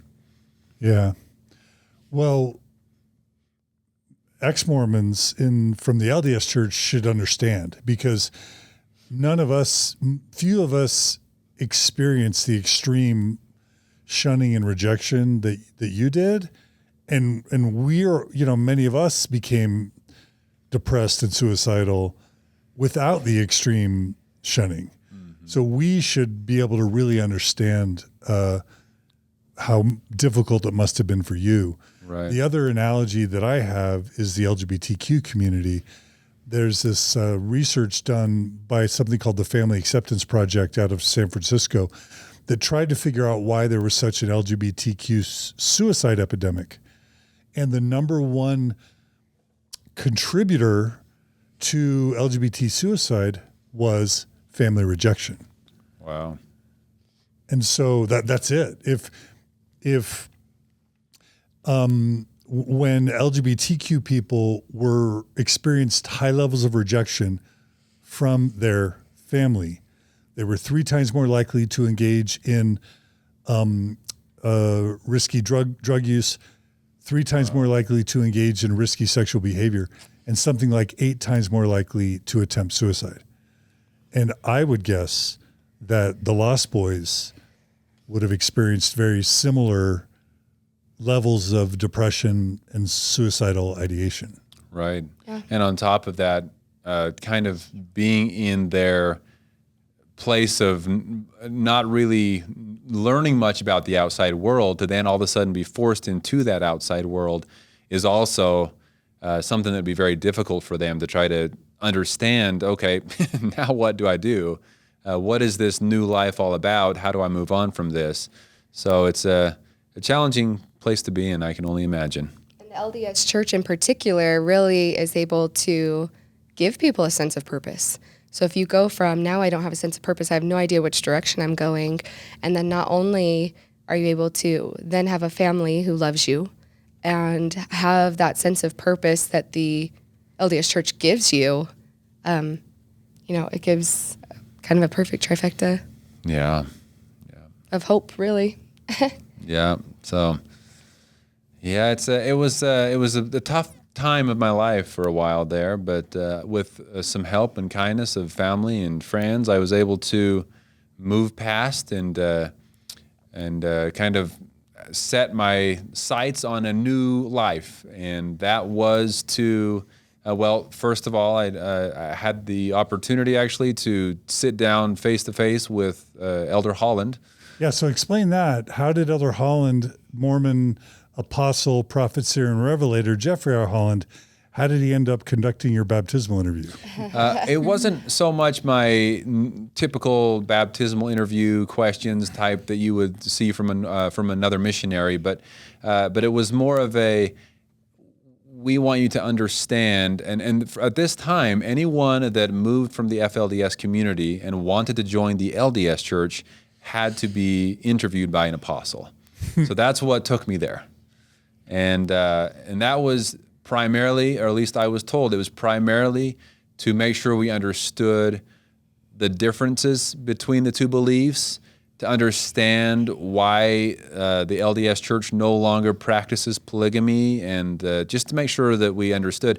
And I can imagine that it was partly because they didn't want us to join the church and then go start teaching false doctrine about the polygamy and the beliefs that we came up with, right? So I assume that's probably part of it. Yeah, they don't want him running around and wanting a second wife on him or anything. So. And during that, I will say it was a great. Both my brother and I went, and it was a great experience. We were able to sit down with him, and he seemed to be very loving and kind to us. And as we were wrapping up, can you tell us like what questions he asked you, how he treated you, how you felt, what you talked about? That's if you're comfortable. That's fascinating. It really wasn't. It wasn't that long of an interview. It was quite short. While we were sitting in the waiting room, were you at church headquarters in Salt Lake? Okay. Yes. So we went to the church headquarters. As we were sitting there waiting for him to be available, we ran into a couple of the other apostles and got to shake their hands as well. And so, overall, it seemed like, to be honest, I didn't realize how big of a deal it was because I was so new to the church. I kind of thought, maybe everybody gets to meet the apostles like this. I didn't really understand the significance of what was happening. And so, did you think he was an important, like super cool, important dude? Did you even know anything about him? Yes, I had heard of him. I had seen some general conference talks from him, and so I knew that he was high up in the church and that he was an apostle. I just didn't realize how rare it was for people to sit down on a one-on-one conversation interview with him. So, it wasn't a super long interview. He just asked us how we were doing, how we felt about the church, and if we had any questions, and then he asked if we had any questions about polygamy and kind of why the church no longer practices, and just basically wanted to make sure that we understood the difference between the two religions, why it was important that they were different, and answer any questions we might have. And that was the gist of it. Yeah. Okay. And at the end of our interview, he looked at us both, smiled, and said, "Well, you two would make some fine missionaries." And I kind of looked at my brother and was like, yeah, for sure. And then after we left the meeting, we were like, what does a missionary do? So we weren't super familiar with what the missionaries, other than the fact that missionaries had taught us, but we didn't really understand what a mission entailed, like what exactly it meant. But after that, because he mentioned that to us, we were curious and started looking into it. And both my brother and I decided that we wanted to serve a mission. So I believe the rule was you needed to be a member of the church for 1 year before you could serve. So we waited out our year, and we were both on our. After that time, we went to the mission training center and left on a mission to Chile. Both of us, actually. Both went to Chile? We did. Different missions in Chile, but both in Chile. And that's interesting because Elder Holland has a special relationship with Chile, because he lived there for 3 years when he was cleaning up all those fake baptisms, that had been performed there. It's interesting because the moment we arrived at Chile, we started hearing about all the things that Elder Holland did while he was in Chile. And did you know he closed over 30 stakes while he was in Chile? We heard things. We heard those stories. Yes, we did. Okay. After I understood what they were saying in Spanish, then we learned about those things. Your current name is different than the name you grew up with. Do you talk about that publicly? And did that name change happen before or after your mission? It was after my mission. Okay, then we'll wait and talk about it if you even want to talk about it. I mean it's we can touch on it. Sure. Okay, so wow, you just did construction. Did you live with this other family, or did you live on your own in an apartment for that year prior to going on a mission? We were a little bit before my other brother moved out that joined the church with me, the brother that I moved out with, we jumped around all over the place doing construction work. Eventually ended up back in St. George, Utah, where we both got an apartment together, and the friend that moved out with us, all three of us got an apartment together. Oh, I didn't ask. Did you go back to get your stuff? Did you go back to say goodbye to your family? We skipped a step here. Okay. Sorry. Yeah. I've told the story so many times I forget some pieces sometimes. But we the next morning I called back and spoke with my mother, and of course she's not going to understand, and all she can do is beg for me to come back. And so we said that we would come back later that day on Sunday and gather our things and meet with Father. And of course, Father was going to try to convince us to stay. And so we showed up and gathered our things, which is a blessing that we were even able to do that. If that were to happen later on, I don't think that we would have had that opportunity because things got more strict after that. But we did have a chance to just go out there very briefly, gather our things, just what we could fit in the back of our truck. Had to leave my nice big fancy bed behind.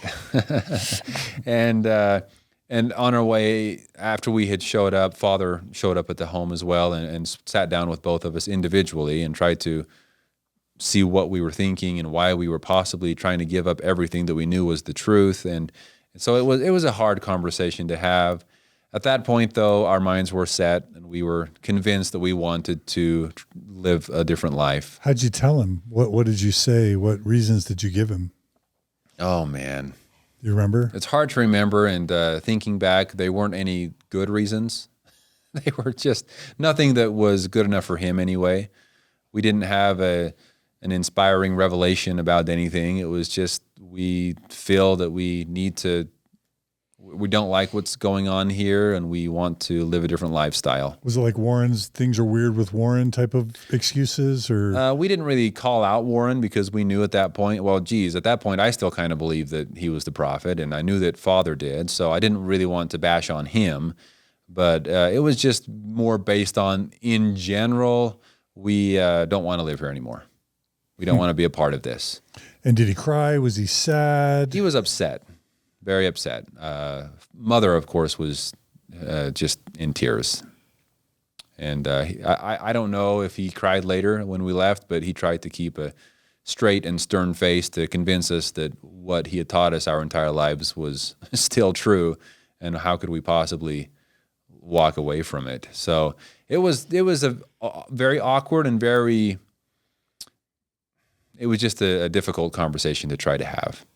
So, And what about the conversation with your mom? Anything else you want to say about we that? weren't allowed to talk to her about What? No, because once it was clear that we had made that decision, she wasn't allowed to really say goodbye or anything. What's that about?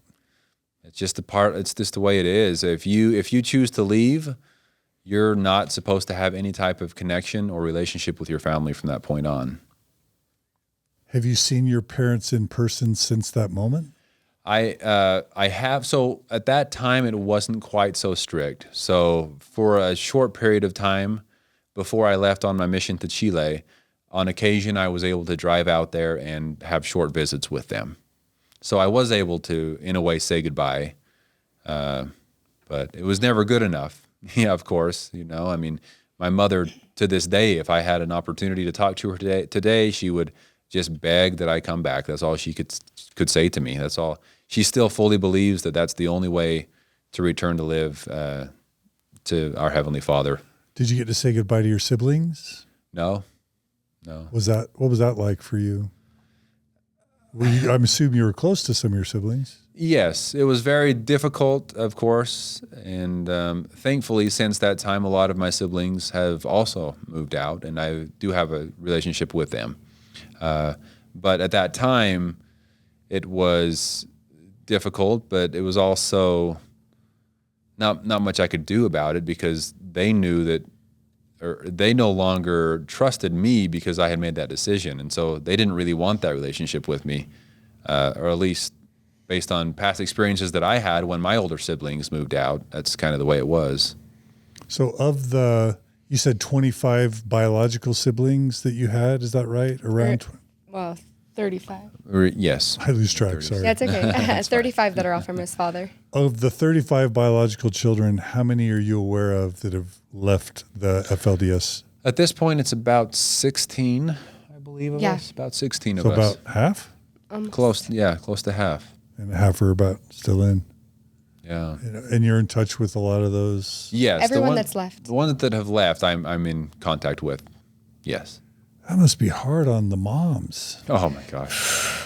Well, Yeah. and especially for the moms that are still fully believing in it, they believe that all of their children that have moved out have chosen a life of damnation, and they don't want to be a part of the great work of Zion and of God, and they also believe that because of the choice we made, we are not going to be able to live with them in the next life, and that we have given up that eternal family that was promised us if we continue to follow the teachings of the prophets. So The teaching of eternal family is so beautiful and sweet until it falls apart, and then it's violent and a nightmare. yeah, Heartbreaking. Yeah. For a woman that gives her whole life to raising these kids, and then half just leave. And not only do half leave the church, but she has to be cut off. They have to be cut off from half their offspring for the rest of their lives. Yeah. yeah. So then they don't get to have a connection and relationship in this life or the next. Jen, what would that be like for you to be cut off from half your children for the rest of your life and theirs? That would be hell to me. Right? Yeah. Yeah, for sure. And I know like this is a strict teaching, it sounds like, in the FLDS where it's, when they're gone kind of thing, and you treat them so. But I know families in the mainstream LDS that this is still taught, like this is still practiced also. If they stop believing, they're not invited to family things, they're cut off too. I don't think it's like the FLDS where it happens most of the time. But I think that teaching is still within our, doctrine. It's been taught before and people still follow it to some sense. Yeah, it's made me go from feeling like the eternal family's teaching is one of the most beautiful teachings of Mormonism to the most pernicious and psychologically violent. It can be, definitely. And even within the mainstream LDS church, I mean, yes, you're not necessarily shunned from coming around your family anymore, but there is the different feeling, there's a different vibe that if you don't believe what they believe now, it's Changes relationships. It can change relationships, yeah. Yeah, definitely. And I mean, I can't imagine as a mother having to not have your children. But I mean, and his mother has said things like, every time it rains, just know that those are my tears for my children that have left. Mm-hmm. Things like that are just kind of I don't know. Yeah, there's some of this part of my life I feel like I've hidden into the hidden so far down into my brain that I sometimes may come off as emotionless, but it was not easy. It was a very difficult time in my life to not be able to be a part of my family's life and to feel that I wasn't welcome anymore because I didn't want to live those rules. And how fortunate you were. Like, for many of us, maybe who aren't LDS anymore, we're like, whoa, you went from the frying pan into the fire kind of thing, or from the fire into the frying pan. But how, honestly, if we're just trying to be objective, how fortunate you were to have something to replace the FLDS church with, even if it was Mormonism. Yeah, absolutely. It was what I needed. It was what I needed at that time. At that time, it was the perfect solution to my slump, to my pit that I felt like I was stuck in. Yeah, I needed a way out, and I feel like that was the solution for me at that time. Yeah, and that's what's hard, I think, about like even this job here in Mormon Stories, is that how beautiful and gracious and like these people are. Like, the FLDS people or the mainstream LDS people, like within the religion, like the family that took you in, they're just beautiful people trying to love everyone, trying to help people, and then there's this part that is just hard because then there's the part of, like, I don't know how to explain it. Like the part of shunning or the part of not being enough, or the part of, the fear of messing up, or, not being included, or losing your community and your family, and all these things that come into play with that, beautiful, loving story, and the eternal aspect of it. Right. That's hard, that like being here and kind of doing the truth telling of history and things like that. Like for most people in my life, they don't even know I work here. And they don't know the truth claims, because to be honest, like I don't want to hurt them. Right. Like there's this like protecting them because they're such good people, and knowing like the shattering that I had to go through, finding out all of that, and then the rebuilding that had to happen after that, that you almost want to protect them from that too. And so there's this like fight that kind of goes on within you, like what to say, what not to say, how do I love them and hold space for them where they are? And how do I help them, maybe see things a little differently, in like everyday conversation. There's like a tug of war with my heart sometimes, talking to people and even being in this space. So, it's just hard because there's a certain amount of pain each way that you have to go through. So I agree. Beautiful. Thanks, Jen. Thank you. Yeah. It's just complicated. It's so complicated. Yeah. Yeah, it is. It's I don't know that there's an easy way to explain it, other than it's just you don't want to hurt the people that you love, but you also can't deny what you find to be true. And I know that there's a lot of people out there that just keep putting these things that they find out about, either hide them away, put them on the shelf, however you want to call it, because they don't want to deal with the heartbreak that comes through letting your family down, or for them to look at you differently, or to not accept you. And though it may be different in different religions than the FLDS, it all has similar tastes. That if you suddenly don't believe what they know to be true, something changes. Something changes when they realize that you don't believe what they believe anymore. They flip a switch, and you're no longer one of them. You're other, right? Yeah. Well, and I feel like too, like growing up, I remember thinking, I'd rather have someone be super angry at me than disappointed in me. And I feel like a lot of times with whatever religion it is, when you start believing differently, it's that feeling of disappointment to me is what like aches the most. Right. More than I wish they'd just be mad at me, I don't know, or be willing to have like those tough conversations. But the disappointment of knowing that you're hurting someone over what you feel or believe, that's tough.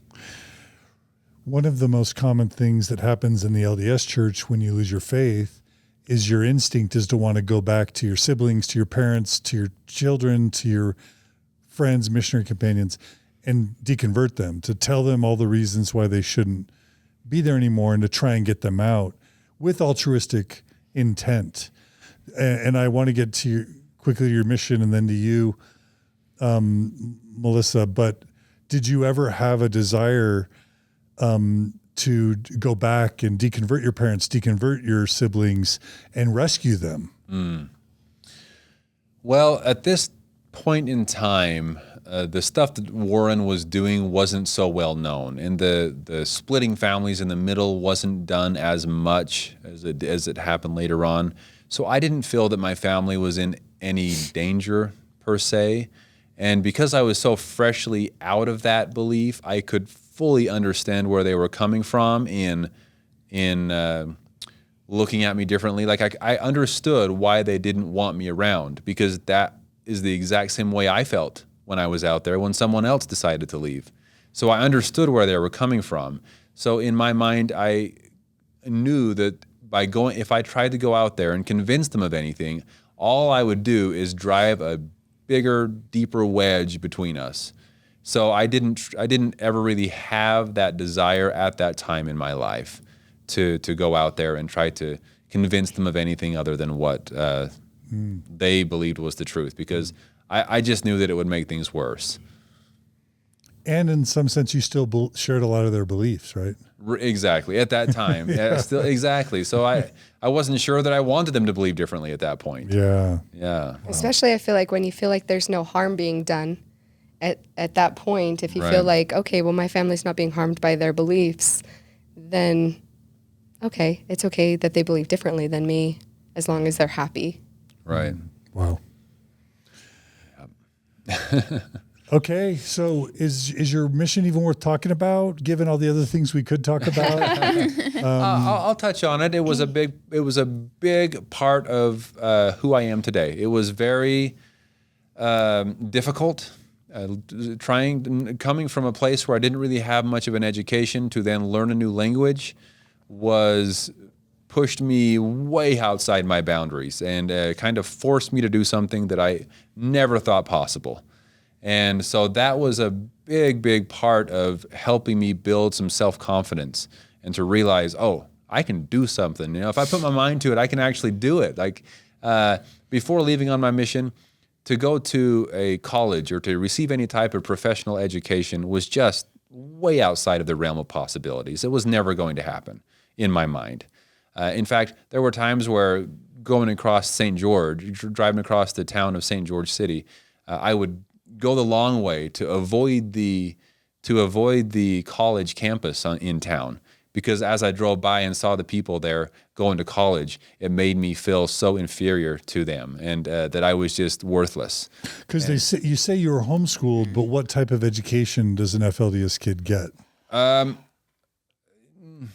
Depends on the family, depends on how much time you put into it before you leave on a job and go to work. I'd say yours was probably what, 4th grade, 5th grade? Probably around there, maybe a little higher in some of the topics, subjects, but maybe even less in others. Most of the homeschooling kind of ended between 12 and 14. So. Yeah. So like science and math and English and social studies. Not much. Math, I always struggled with, and because it wasn't a priority, it was something that was just a struggle for forever up until I put some extra time and thought into it. Tara Westover in her book Educated talked about not learning until after she left that the Holocaust had ever happened. Have there been things that you've learned about in terms of history, world history, U.S. history, that you didn't ever learn growing up that are kind of really big things? The landing on the moon. What do you mean? Was one of them. I guess this is still a debate out there in the real world too, so I guess I don't know. But I didn't believe that we had landed on the moon. That anyone had set foot on the moon. I don't know for sure. It's hard to determine what I was taught out there and what I learned on my own after moving out at this point. I was going to say, I can have a little bit of insight because we had gotten married when Sam was halfway through his college. And I remember there was history classes where he would come home and, he was just like giddy excited to be learning so many things. And I remember like Columbus. Oh. Remember that book you read on Columbus? Mm-hmm. And he was so excited to learn more about it, which I always super admired, because you can't help what you were taught when you were younger. That wasn't up to Sam. But I always admired and just loved the way that he yearned for knowledge and wanted to know more. And so that was something that I kind of got to see towards the end of his degree, is like getting to see those history lessons or science lessons or whatever it is. And he just loved it and soaked it up, because a lot of those things that I would take for granted, the things that I learned, at a younger age, and then to see him learn them for the first time as an adult was like super awesome to watch. Yeah, that's cool. So just to wrap up, as far as the mission goes, it was a great experience. It helped me in a lot of ways to push past some of these barriers that I felt that I had, and for someone to, regardless of what the organization is, for someone to set aside time and just focus on other people and serving others, I think is a great thing. It's a great idea for anyone to experience that. I'm not saying it has to be a religion or it has to be any specific type of organization, but just anything that allows you to set aside yourself for some time and focus on the needs of others, and give yourself that opportunity to just,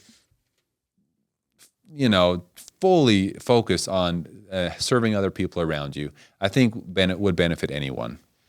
So that's one thing I was able to do on my mission, because I really gave my mission my full heart. I was 100% in, and it was a good experience to be able to serve so many people and kind of be there and help out those of Chile. Were you either encouraged or discouraged from telling other missionaries your background? Not really either way, honestly. There were some that I discussed it with and others I did not, but it was not really... I'm trying to remember if my mission president even knew where I was. I think he had an idea of my background, but I don't remember any type of discouragement or encouragement either way. But you get a sense the church was super proud to have brought you in, so to speak, because you were a former FLDS. Oh, okay. No, you're right. As far as I did get some encouragement on sharing my testimony. Yes, I got a lot of opportunities and a lot of encouragement to share my testimony because I was a convert and because I came from an interesting background and then chose to join the church. Yes, that part I was encouraged to do. Right. But the FLDS part, was that emphasized or kind of not discussed? Not so much. Yeah. We're not proud of that per se. Yeah, right? That wasn't anything that I was ever encouraged to talk about. Mm-hmm. Yeah, I can see why. Okay, so great mission experience. Yeah. And you probably had a lot of baptisms, I'm guessing. I did. Yeah. I did. I mean, it was, don't get me wrong, it was stressful. I always felt that I maybe wasn't doing enough or being good enough or trying hard enough, but but I was, as far as what I was able to learn, what I was able to accomplish, which then gave me the self-confidence to return from my mission and say, I want an education, and to jump right into it, both feet in hands, and went after it. It was not easy. Oh my goodness. To try to start at I got my GED to begin with, and then after that, just started at college. And the first few classes were, I'm surprised I passed them. By a miracle, somehow I passed them. But it got easier and easier over the years, and I was able to graduate with a bachelor's degree with a really great GPA, actually. So, Where'd you go? Dixie State University. Okay. There in St. George. Yeah. Okay. So, wow, that's amazing. What was your bachelor's degree in? it was kind of a two-part, but it was in business, marketing, and Spanish. Okay. Yeah. What was it like to date? Okay, here we go. The fun part. Well, there were a lot of things that were very difficult, I guess you could say, because I came from a place where the men were in charge. And so to come out into the real world and try to create these relationships that were equal, it took some changing, a mindset change. But as far as wanting to date, that was very natural. I felt like I was at a good age where I wanted to start going on dates and wanted to get to know women. But the first few dates were failures, definitely. Why is Melissa laughing? I'll admit that. She had a slight experience on with some of that. When we started sharing our story I didn't know how to act around women. I mean, as you can imagine, I wasn't allowed to.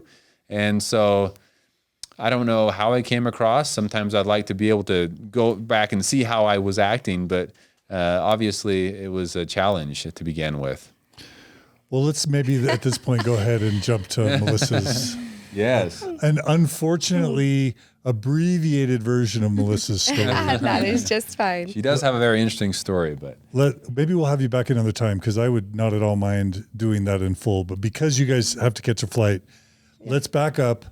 And Melissa, tell us whatever you want to about your Mormon upbringing, all the way through to your first date. Okay, so I'll give you the Cliff Notes version. So I was a BYU baby. My parents met at BYU. My parents were both converts, which was always something that growing up I felt like was important and made me a little bit different, because I always felt that my family was a little bit more like accepting of other people and other people's beliefs because they had come from those places. None of our extended family was LDS. And so, I don't know, I just always felt like we didn't really judge other people as harshly as what I saw a lot growing up in Utah. My mom had an amazing conversion story where she was on her deck in Chicago and said, "God, if you're there, I need to know right now," and knock, knock, knock. The missionary showed up at her door. Your mom? My mom. So your mom's a convert? My mom's a convert and had a very powerful conversion story. And so, and then my dad was kind of forced into it at a young age, about 12, when his father got remarried. And my grandpa was never LDS, would never be LDS, but his new stepmom was. And so he kind of had to do that to please the stepmother. But I feel like growing up with converts as parents, we were just a little bit more open-minded, I guess, like I said, than a lot of the other Mormon community that I was raised in St. George. But I had an awesome childhood, so good. I feel like I was that kid. I love rules. And so I love getting to be obedient and to have a very strict checklists. Like my mom always jokes that like I came out as a baby with a pen and paper and checklists. Yep. Like that's how I work. That's how I operate, roll. And so the LDS Church was fabulous for me growing up because I could check the boxes and know it. I love knowing exactly what was expected, having the high standards, feeling like I hit those standards was like, oh, so good for me. I loved it. All the things. So all the things, getting the varsity letters in seminary, making sure I memorized all my scripture mastery and getting my young women's recognition like at 12. I mean, like getting it done in a year and just wanting to excel and getting my Faith of God award as early as I could, all the things that could make me feel like I was excelling as a Mormon, as a Latter-day Saint. So really everything was good, had great friends, great influences. Feel like I was a pretty picture perfect Molly Mormon all through high school, everything. In college, I had a really good friend. I had lots of friends that weren't LDS because, again, my parents were never one of those that said, oh, you have to only be hanging out with Mormon kids. You'd see that sometimes in Utah, but my parents were not like that. So I had lots of different friends of lots of different backgrounds and beliefs. But my best friend in college. Wait, high school is where? St. George? In St. George, yep. Okay. And then I started attending at Dixie State. It wasn't a university yet, but when I went, it was Dixie State. But you were kind of an Orthodox believer all through high school, Absolutely. Seminary, yeah. all that stuff. Oh, yeah. Did all the things. Was a really good teenager. Like, I didn't have I can't think of a single rebellious thing that. You didn't like roll up your sleeves or anything like that? No. I mean, I was that girl that I played tennis and traveled all over the country for tennis, and I would wear cap sleeves on my like even in workout attire, and tried to stay extra modest and have the longest tennis skirts I could have possible, and tried to make sure that if I had an opportunity to spread the gospel to friends, because I was one of the very few Mormon girls that traveled all over the country for tennis. You would have been good at tennis if you're traveling all over the country playing tennis. Yes, yeah. I did very, very well in tennis. So like ranked in the state kind of stuff? Oh, yeah. I always maintained from the time I was 12 to the time that I was 16, I always stayed in the top 20 in the 7-state region, and then normally nationally in the top 200. What? Yeah. So you're one of the top 20 female tennis players in 7 states? So, yeah, it's called the Intermountain region. It was like Idaho, Utah, Colorado, Nevada, and Arizona. Maybe it was only 5. I feel like there was another It's a state. real deal. But yeah, traveled all over the country. I loved it. I love traveling. I love tennis. So it was the perfect thing growing up. Had super awesome parents that made it happen, even when it was a struggle on them. And it was great. But that gave me a lot of opportunities to share the gospel. And I felt like I knew everything. Like that sounds, I feel like the older I get, the less I know. But, I felt like I had all the answers. I felt like when people would ask me questions about what Mormons believed, because again, there was only a couple of us that were at that level of tennis that were LDS. And so I felt like I always had answers for them, and good answers, good solid answers. And it wasn't until I was in college and I had, my best friend was not LDS and just had an awesome family, and she was from Colorado, and she's still one of my best friends to this day. And I remember... So there are a lot of Gentiles, I'll say Gentiles, non-LDS at Dixie? Quite a few. You had a lot of people from Colorado or California that could afford like out-of-state tuition. At Dixie was still pretty cheap. So they could be like away from their families a little bit further, but not be super far away, and have a good experience. So yeah, I'd say there's quite a few. When I went, it was known more as like the party school too. So a lot of LDS kids from northern Utah would come to Dixie to be a little bit further away from their parents and be able to do rebellious things. That was still not me. I had this solid, the group of friends and just really awesome people as friends, which almost became a little bit of a hurt to my testimony, because as I made like my best friend, and she was this awesome, amazing girl from an awesome, amazing family and was not LDS. And I remember having my first questions as to eternal families and thinking, I just don't believe that God's going to keep her apart from her family in the next life. There's no way that this family who has a loving, mother and father together, and they're, her and her brother, there's no way that they're going to be separated. And I remember having questions like that as I continued to be good friends with people who weren't members. But I would always just go to my return missionary buddies, because I had a great big group of friends that were all return missionaries, and I would talk to them until I felt better about whatever my question was, and I would just kind of, move along. And I'm trying to think of like where to go. What years were you at Dixie? 2009, 2010. So I got my associate's degree.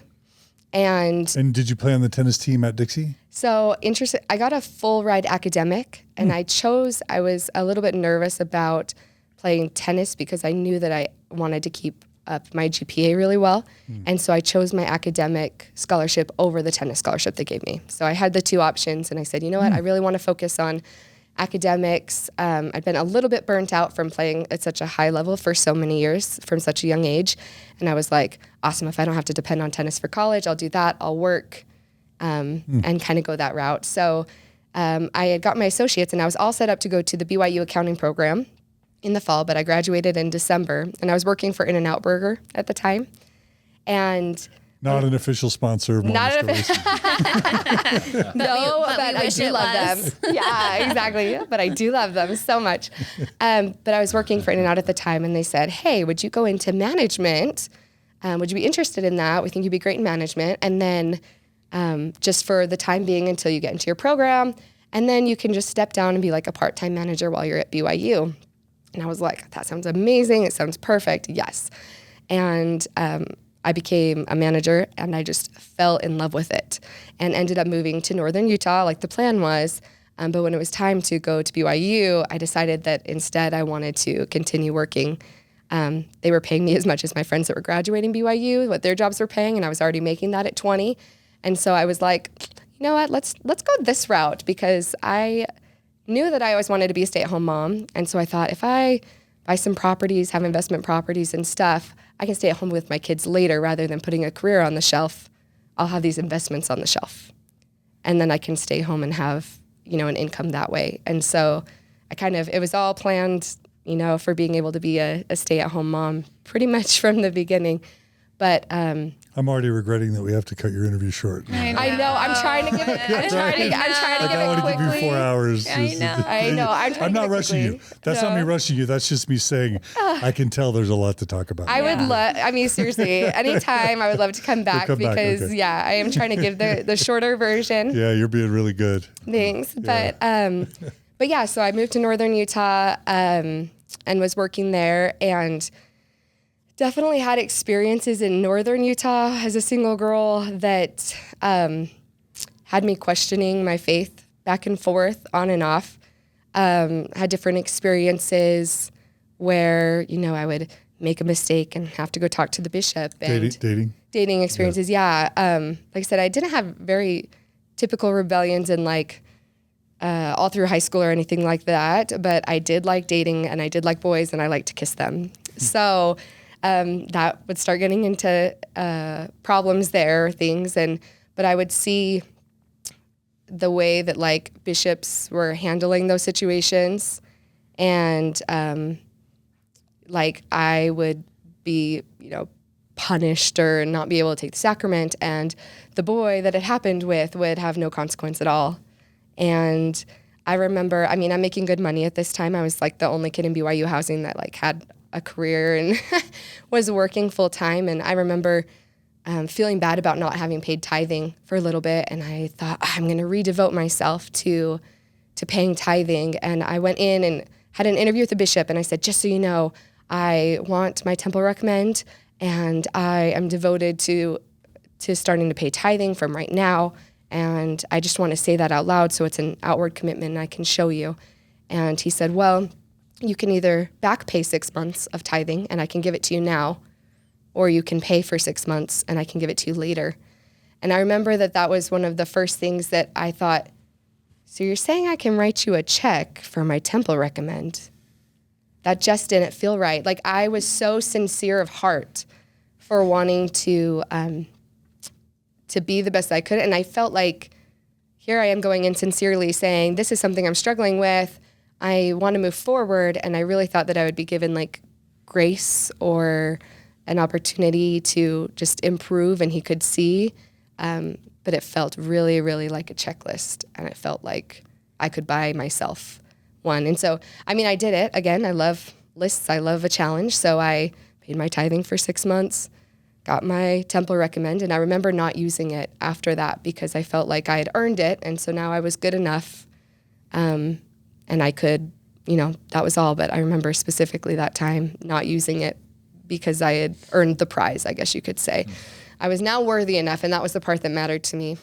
But yeah, went back and forth through different spiritual things and started looking into polygamy, funnily enough. Funnily's a word. It's funny that she married me, since that was a big problem. Yeah. Started looking into polygamy, did not feel good about it. Did lots of research, did not feel good about it. Really came to the conclusion that I did not think that polygamy was from God. I couldn't necessarily explain all the rest or where the Book of Mormon came from or exactly how I felt about Joseph Smith. I just felt really strongly that polygamy was not of God. And Were there sources, like you probably didn't read Todd Compton's book? No. So at that time, I was just reading off of LDS.org, honestly, going there for... The Gospel Topics essays, or? At that point, yes, I think I had read one. No, I can't remember if those had been out yet. They would have been 2013, 2014. Yeah, so it wasn't. Okay. It wasn't at that point. I was like, no, there wasn't gospel topic essays. I was just researching, finding out more about how many wives Joseph Smith had. I did a lot of family history up there. When I first moved up there, I didn't have any family, so every single week I'd go and do my own family history up in Salt Lake because it was something for me to do. So just learning about his wives, the situations, and I'd say so. It was the fall of 2013 was the first time that I really felt like I don't know if I can be a part of this church. It's just not adding up. And I remember the first time that I said to someone the words, I was raised LDS. When someone asked if I was Mormon, I said, oh, I was raised LDS. Mm-hmm. And that was like the biggest thing in my heart, like to be like, I just said that out loud. That like makes it official that I feel like that's how I was raised instead of that's what I am. When my whole life, that's what I had been, you know?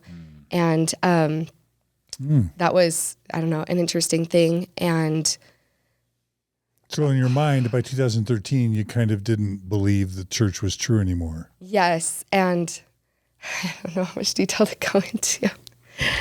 Whatever you feel comfortable with. Yeah. Is this stuff you haven't talked about publicly or to friends I haven't talked about it publicly. I don't mind talking about it. I just don't know if we have time for it. Oh, okay. Oh, okay. Just the quick version, and I'll try not to get emotional in it. But so when I was 21, which would have actually been 2012, is kind of, I was struggling, and I started dating a guy who was an LDS who had already left the church. And I remember, you know, my mom would always ask, oh, is he a returned missionary? And I was like, actually, he's not. And, you know, my mom started asking more questions. I was more worried. And I said, I just don't know if I think that temple marriage is necessary to return back to Heavenly Father. And it worried my mom a lot. And so she said, you know, I was living in Orem and they were in St. George. My parents were in St. George. And she said, let's meet in the middle at Beaver and let's just have a talk about this. And at 21 years old, I thought, okay, we're going to have this discussion. And my parents are going to convince me why the church is true, why the temple matters. And I may or may not listen to it, but I was just kind of ready for the lecture. And I said, I don't know if the temple is necessary. And my dad said, well, I don't believe it is. And I don't know if I even believe in God. And I'm actually pretty sure I'm an atheist. What? And he had raised you active LDS? Mm-hmm. My entire life. He had served a mission and I was raised LDS. And it just shattered.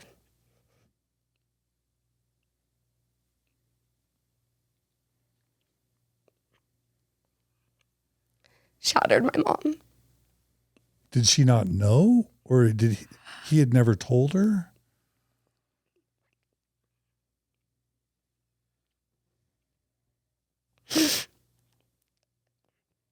So that was not what I was expecting. So I leave Beaver and I actually go back to St. George because I felt completely responsible for blowing up my whole family.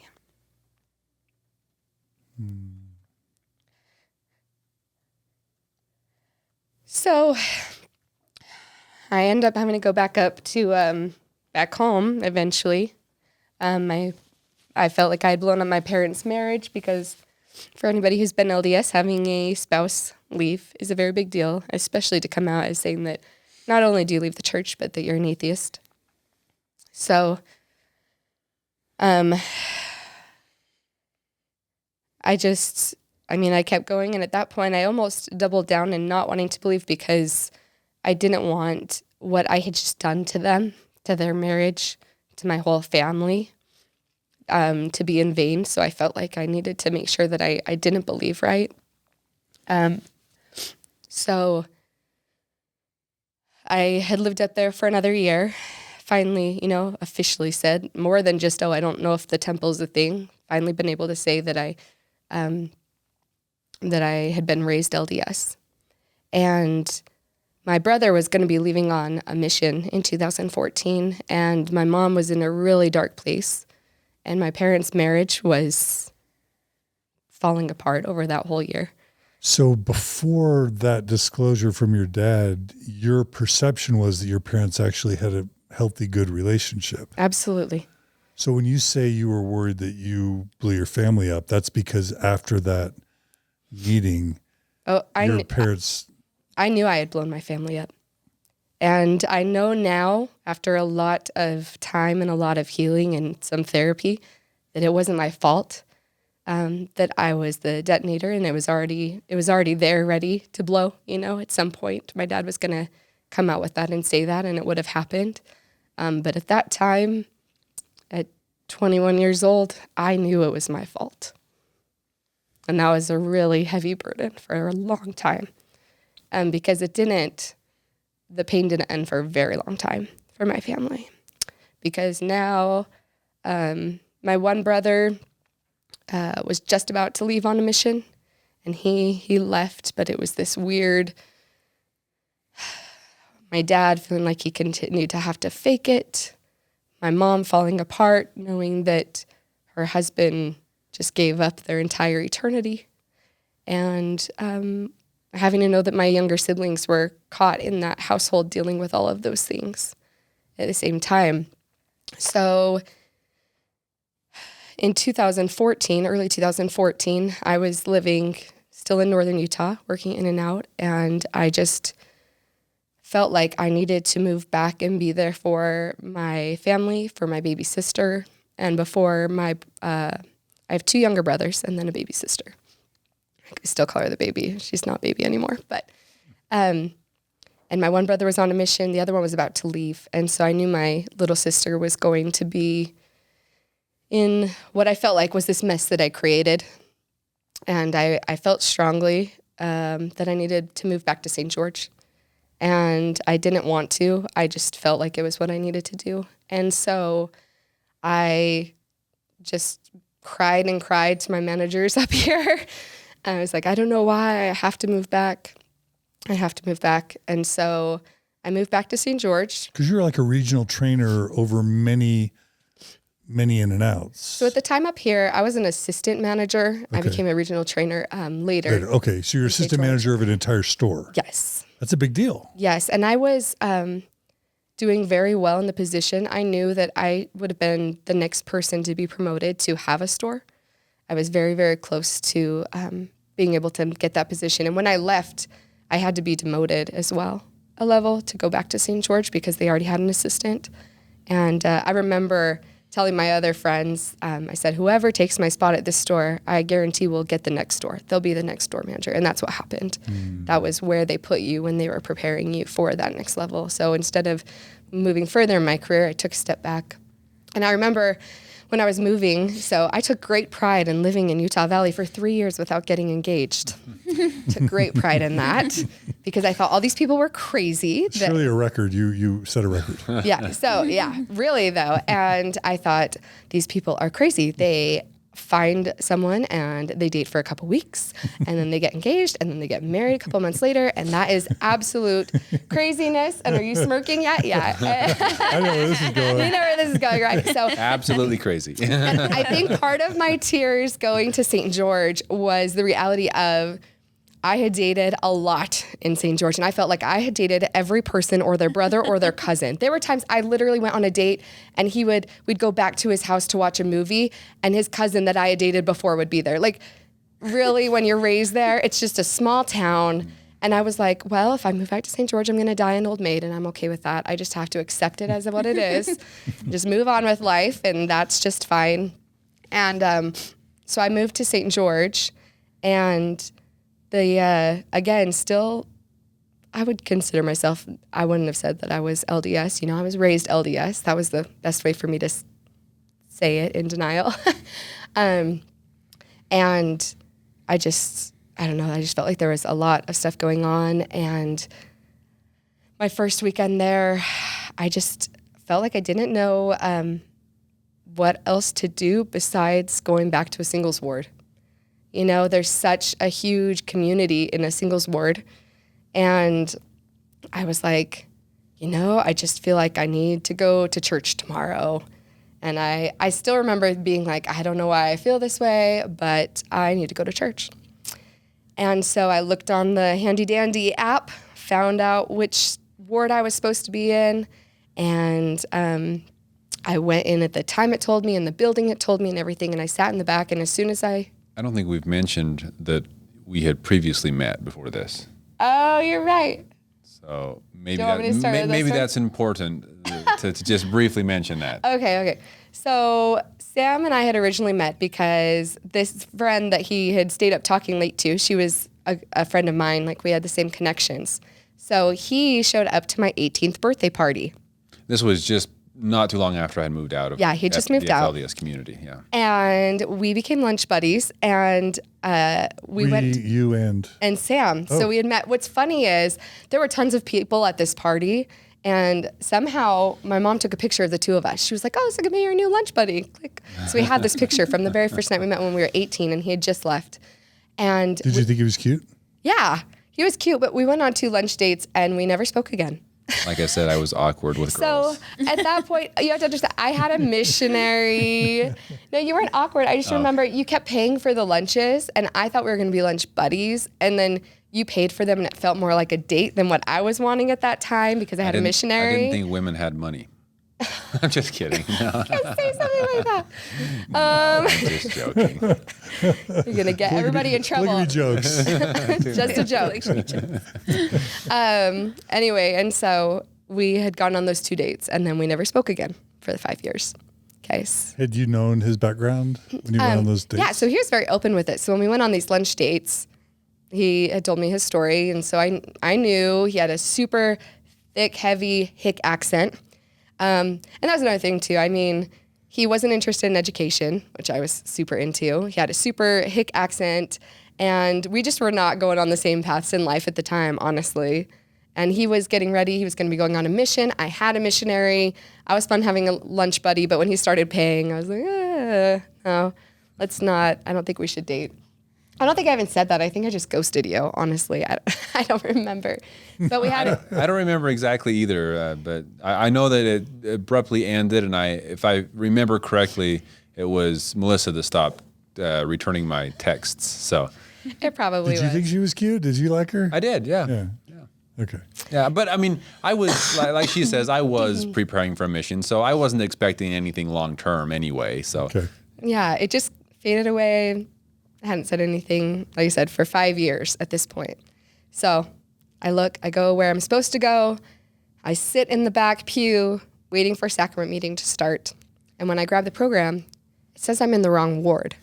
And I was just sitting back there frustrated because I'm like, I make this kind of effort to go to church for the first time in like a long time, probably like 6 months. And I'm like, and here I am, not even in my right ward, meeting any of the people of this community that I'm hoping to like regain somehow. And I don't even know if I want to be here. So I sit in the back row, and in walks Sam. And I'm like, he looked so familiar, but he had like turned into a man in those 5 years, like boy to man. And so I go, and I don't know how I was so brave, but I went and awkwardly tapped on his shoulder. And I'm not very good with names normally, but I was like, is your name Sam? And he said, yeah, but he couldn't remember my name. He's like, yeah, it is. We went on lunch dates, right? And I was like, yeah, we did. And it was just super awkward. And I was like, yeah, like, good to see you. And I went back and I sat down, and he was Elders Quorum president at the time. So he's running around like a busy bee, saying hi to all these people. I'm sitting on the back pew, but he did end up coming and sitting back by me for sacrament meeting. I go off to Sunday School Relief Society, all that stuff, and I go to leave. And as I'm about to walk out the doors of the church, he runs and he says, hey, for old time's sake, we need to go to lunch. And I was like, okay, like, yeah, sounds good. Like, here's my number. And I walked out, and he set up a date for the next weekend, and then I canceled on him. But that was just to reel him in. Yeah, it worked. Just kidding. What did both of you think of each other when you reunited? I thought he had just grown up and was super attractive. I was like, woo. Okay. Less nerdy, less of a hick. He didn't have an accent anymore at all. He was very confident instead of faking confidence. Because when he first left, honestly, he kind of had that air of him of like almost trying too hard to be cool. I think because he didn't have the real life experience to know how to be cool. That sounds funny, I pretended to know everything. That was a bad thing that I went through. It was a temporary, but it was something that I pretended to know everything. And I think that came across as very, I can imagine, very bad. But anyway, I thought she was very attractive. So to see her again, I was like, wow. Like, I mean, I didn't know what was going to come of it. I just thought we would go hang out and maybe go on a date and see what happens. Yeah. Okay. Yeah. So I canceled on him the first time because I had forgotten a friend was coming into town. But I told him, I said, but this is just a rain check, I promise. So a couple days later, I texted him or called him or whatever and said, I'm free this weekend if you still want to go on a date. And so, yeah, we went on our very first date or our second first date. And it was just awesome. Like from the very beginning to the very end. So easy. It was so good. We didn't have to, I don't know, there wasn't any awkward moments that I can remember. It just, everything flowed so smoothly. I spent all my life savings on this date, you know, I mean, it was great. He went all out trying to impress me. He took me to the nicest restaurant in St. George. Which one? Anasazi Okay. Steakhouse. It's delicious if you've never been. Yeah.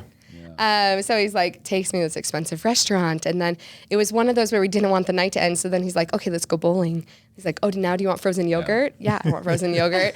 Okay, now do you want to go back and watch a movie? Well, yeah, I want to go watch a movie. You want to go look at the stars? Like one of those, you just progressively. And it was kind of funny because when I moved back, again, this was only 2 weeks from when I had moved. Like I had moved and then 2 weeks later we had our first date. But it felt like everyone that I'd gone to high school with that had ever wanted to take me on a date kind of came out of the woodwork. So I had a couple dates in between before I had my date with him. And on Wednesday, I had a date. And then I went on my first date with Sam on Friday. And that guy from Wednesday, Saturday morning, was like, hey, can you go on a date tonight? And I said, I'm sorry, I have a boyfriend. And I still feel so bad but I didn't know what else to say. And then I remember like being done because I didn't want to lead him on because I liked Sam so much. And I remember calling my mom and being like, I really hope Sam wants a second date because I just said no to this other guy and told him that Sam's my boyfriend. It's an act of faith. You're a prophet. It was prophecy. Yes, it was my prophecy. I had a revelation that he was going to be mine and he just didn't know it yet. No, but it was super cute because obviously he did know it because he called me the next day and he was leaving to go to his family's cabin that weekend and he stopped by just to say hi on his way. He's like, I'm sorry we can't hang out again this weekend. I just wanted to say hi, and gave me a quick kiss and ran back off to go. And we've been together ever since. So how long was the courtship before engagement and before marriage? So we dated for 6 weeks and we got married 2.5 months later. Yes. Okay. So, very, very quickly. So all the things, karma, if you make fun of people for something, it will come back to you. I mean, I hope it was in the best way possible. But yes. You know, I mean, I don't know. It felt so natural and perfect between us, you know, that I didn't see the point in pushing it off. And, you know, obviously there's that culture within the Mormon church as well to get married quickly as well. So that had a little bit of something to do with it as well. Well, you want to make it to the temple, right? Exactly. Like, let's be real. You want to make it to the temple. That had a huge part of it as well. Pure. Exactly. Yeah, pure. Well, and I'm kind of going back a little bit to where I was spiritually, because again, this was my first day back to church in like 6 months. And I had kind of been on and off with the church for the 3 years that I was living in northern Utah. And I remember coming home from my first date with him and feeling so strongly, I'm going to marry him in the temple after the very first date. And I remember thinking, crap, I've got to find out if I have a testimony of the temple, if I'm going to marry this man in the temple. And the only reason I really share the story of what happened with my parents is after what happened with my parents, I knew that I could not go into a marriage and change my mind later because I'd seen what that had done to my parents' marriage. And I'm very lucky and happy for them now that they worked through all that and they're happy now. Oh, so your parents are still together? They are still together. They made it through, but it was a lot of years and a lot of hard and a lot of years. Are you comfortable saying whether they're in or out of the church? Yeah. So my mom is still in the church and my dad is still an atheist. Wow. Yeah. Okay. So anyway, that's the only reason I shared that story before is But he couldn't go to your wedding. no, he couldn't. And I'll get to that in a second. Okay, sorry. No, you're fine. But I knew I couldn't do what my dad had done to my mom. I could not blindside somebody later. And I remember thinking, I have to know, like now, because if I keep dating him, I know that he will only accept a temple marriage, and I have to know whether or not I believe in that. And I have to regain a testimony, or I have to break up with this amazing man that I knew after the first date I was going to be with. And that was a crazy time emotionally and spiritually for me. And I just was praying, and I remember just crying in the shower and just pleading with God that he would help me know if it was true, and feeling like I got some answers through hymns. Actually, music has always been super powerful in my life, and always touched me a lot. But I just, would pray. And then all of these experiences, Sam would invite me to go to family home evening. And I think when we first started dating, I tried really hard to hide a little bit of all of that. I didn't want him to be worried about it. I just wanted to figure it out. And I wanted it to be for myself. I did not want it to be for him. Looking back now, I don't know how it couldn't have been a little bit for him. But at the time, I really did my best to decide that it was for me.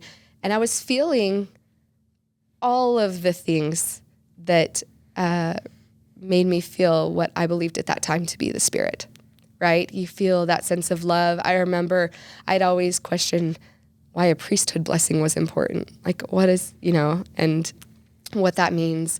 And then Sam invited me. He got a call because he was the Elders Quorum president of the YSA ward. And he went and was like, will you come with me while I give a blessing? And I said, yeah. And, I just felt this overwhelming love and power, and felt like that was the Spirit telling me that Sam's priesthood was powerful and did mean something. And every step of our relationship continued to give me these reaffirming feelings that the church was true.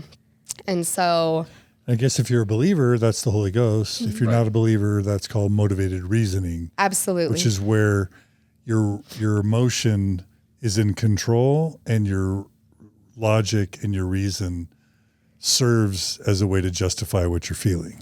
Yep. Absolutely. I'm not trying to say which it was. I'm just saying. No. It was one of those two things, probably. I agree 100% with you. Like I said, at the time, I really did feel like, my emotions were telling me that they were separate, and I was doing it for me. Looking back again, I was falling in love with this amazing man who was the most righteous man I think I had ever dated. He was, he did all the things. He was Elders Quorum president, and he was serving, and he was giving girls blessings in their dorm rooms if they needed it because they didn't have family. And, we were praying together and reading scriptures together and doing all those things. And I remember at one point just feeling like, no, this is right, and this is the life that I want. And putting the issues that I had, that I said, you know what?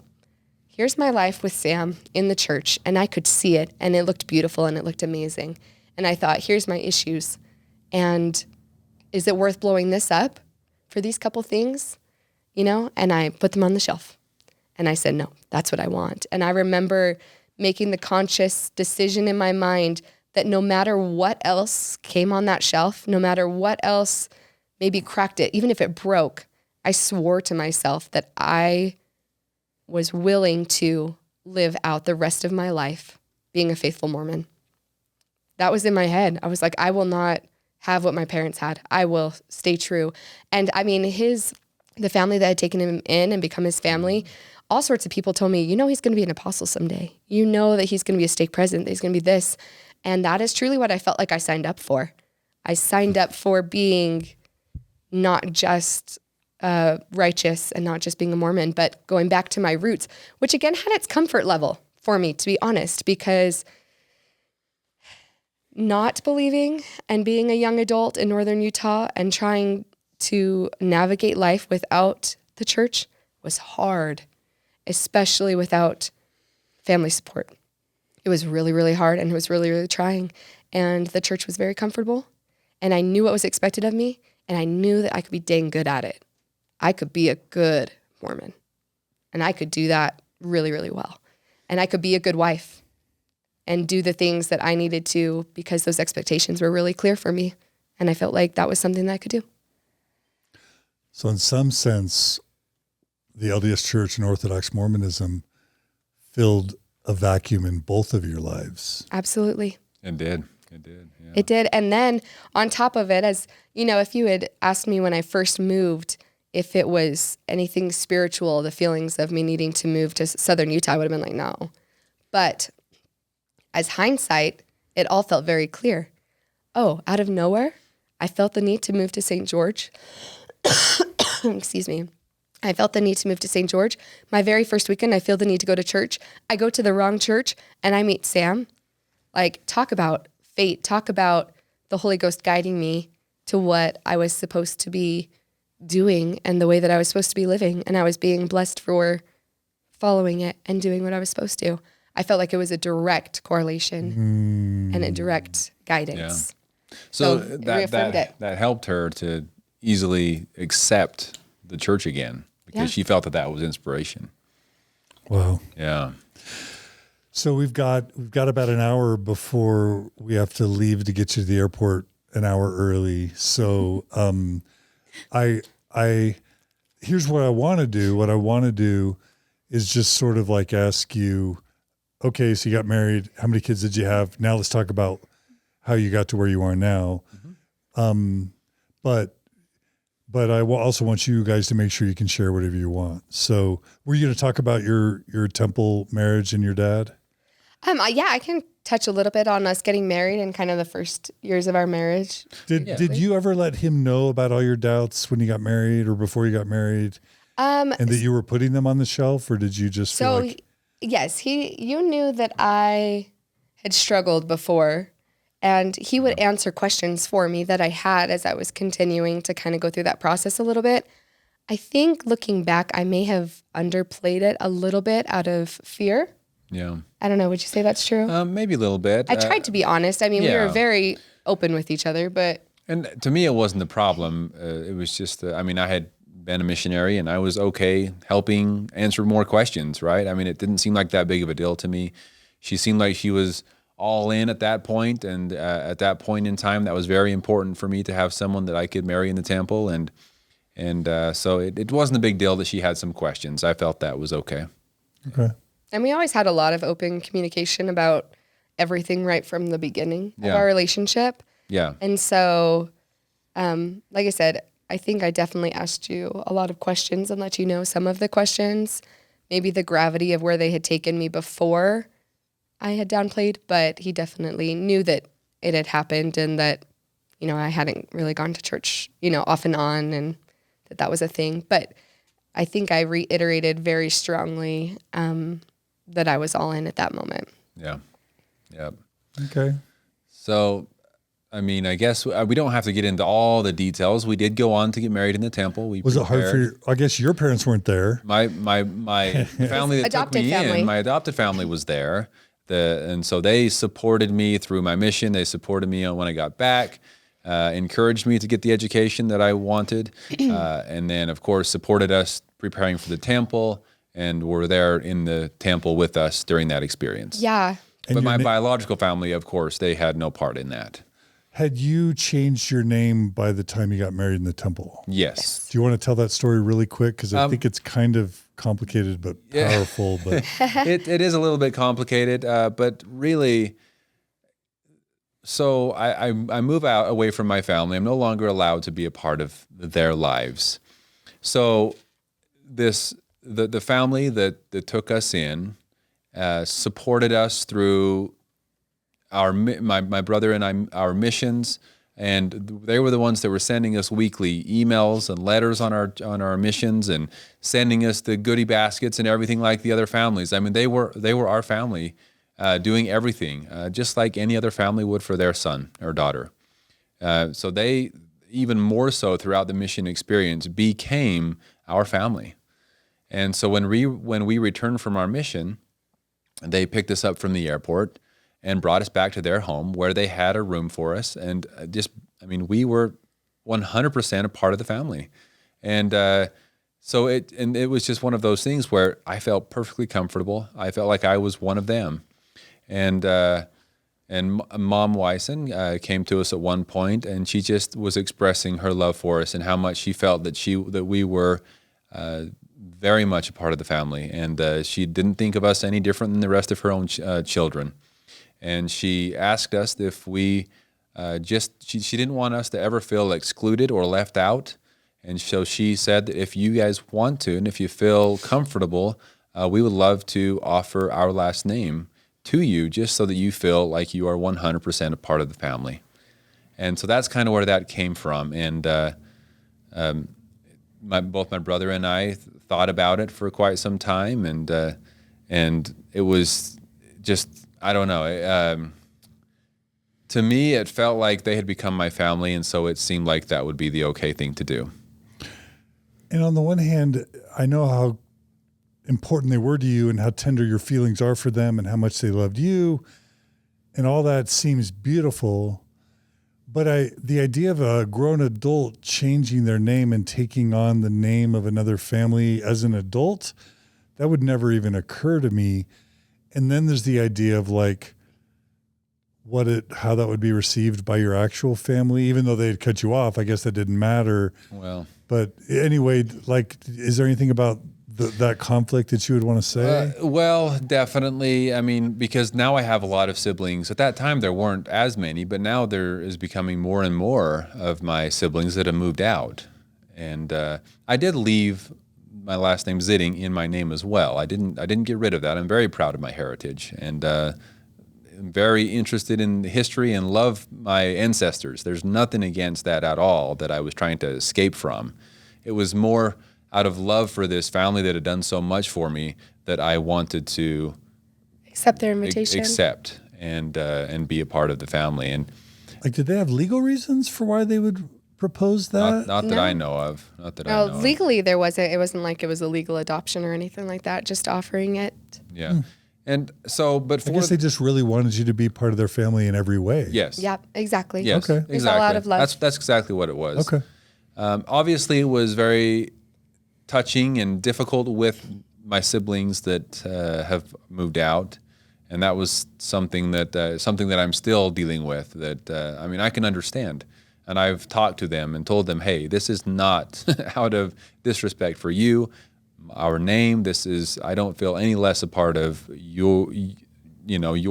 our family biologically as I ever have. Like, I don't feel like I'm less a part of the family. Anyway, it's hard to explain. Sure. It's hard to explain. And I did have some backlash. One of my math teachers at the school, the college I was going to at the time, when I told him that my last name had changed, he asked me why, and I told him, and he basically told me I was an idiot, and how dare I do something like that to my family. And that put me in a really dark spot for a while, because I was already struggling with it, and with just how that was coming across to my biological family, and then to have someone else just reiterate, hey, what you are, I can't believe you would do something like this. And so anyway, it hasn't always been rainbows and unicorns, for sure. But so the Wyson in your name is this adopted family's correct. name? Yeah. Okay. Yes. So I guess the Wyson parents played the role of your parents at your wedding. Yes. Yes. Did you let your biological parents know you were getting married? Yes, I did, to the best of my ability. They weren't able to be a part of it in any way, but at least they knew. I forget if it was through phone call or message or something, but they were aware of it. Did they react in any way? I'm trying to remember if I was able to talk to my father. I believe I was able to talk to him on the phone and let him know, and he just congratulated me and seemed to be happy for me, but told me that he hoped that I understood why he couldn't be a part of it. Yeah, we knew that the siblings that had left, obviously they were invited and they came and were a part of it. Yes. But anybody that was still out there, they would not have been allowed to even come to the reception, let alone any other part of it. So St. George Temple. St. George Temple, yeah. Uh-huh. Okay. So they were close. Yeah. Yep. Yeah. Did they send a wedding gift or a card that you remember? Your parents? No, and you have to remember too that weddings in the FLDS celebrate are them. very different. There wasn't a celebration. So, in fact, a lot of the weddings were done in secret. And so a wedding isn't something for the FLDS people where you send gifts or you show up and have a celebration. Okay. Yeah. That one. And I was going to ask you this before, I forgot to. Are there temples or temple endowment ceremonies or temple weddings in the FLDS church? I know they were building a temple in El Dorado, but do they even do temple work? No, and even the temple in El Dorado, it sounds funny to say it like I know, that, I hate it. but And I'm a Texan. I know. The temple they had there was not actually able to be fully used for what the intention was for it. So I'm not sure what the plan was for that temple. But that was the only temple that I know of that the FLDS church ever built. So the only thing that was done, I guess you could say, with the temple-like ceremony was during the wedding, there was a sealing. The prophet of the church would seal for time and all eternity the husband and wife together. But there wasn't actual temples. And there wasn't endowment ceremonies or baptisms for the dead or endowments for the dead or sealings for the dead. That was all meant to be saved for the millennium. Right. They believed all the temple work was going to be done in the millennium. But during the millennium, I don't know that they were really going to be doing it for the dead as much as they were going to be during that time. During that time, the people were going to be there physically to be baptized. So that was one of the reasons they said they were waiting for the millennium so that resurrected beings would be. I guess. Wow. Or maybe some that had died would have to wait for a later time, and the ones that were living would. I don't know. But during the time where Christ would return, maybe I'm forgetting all of my history on what they taught there, but maybe at that point that's when people would be resurrected.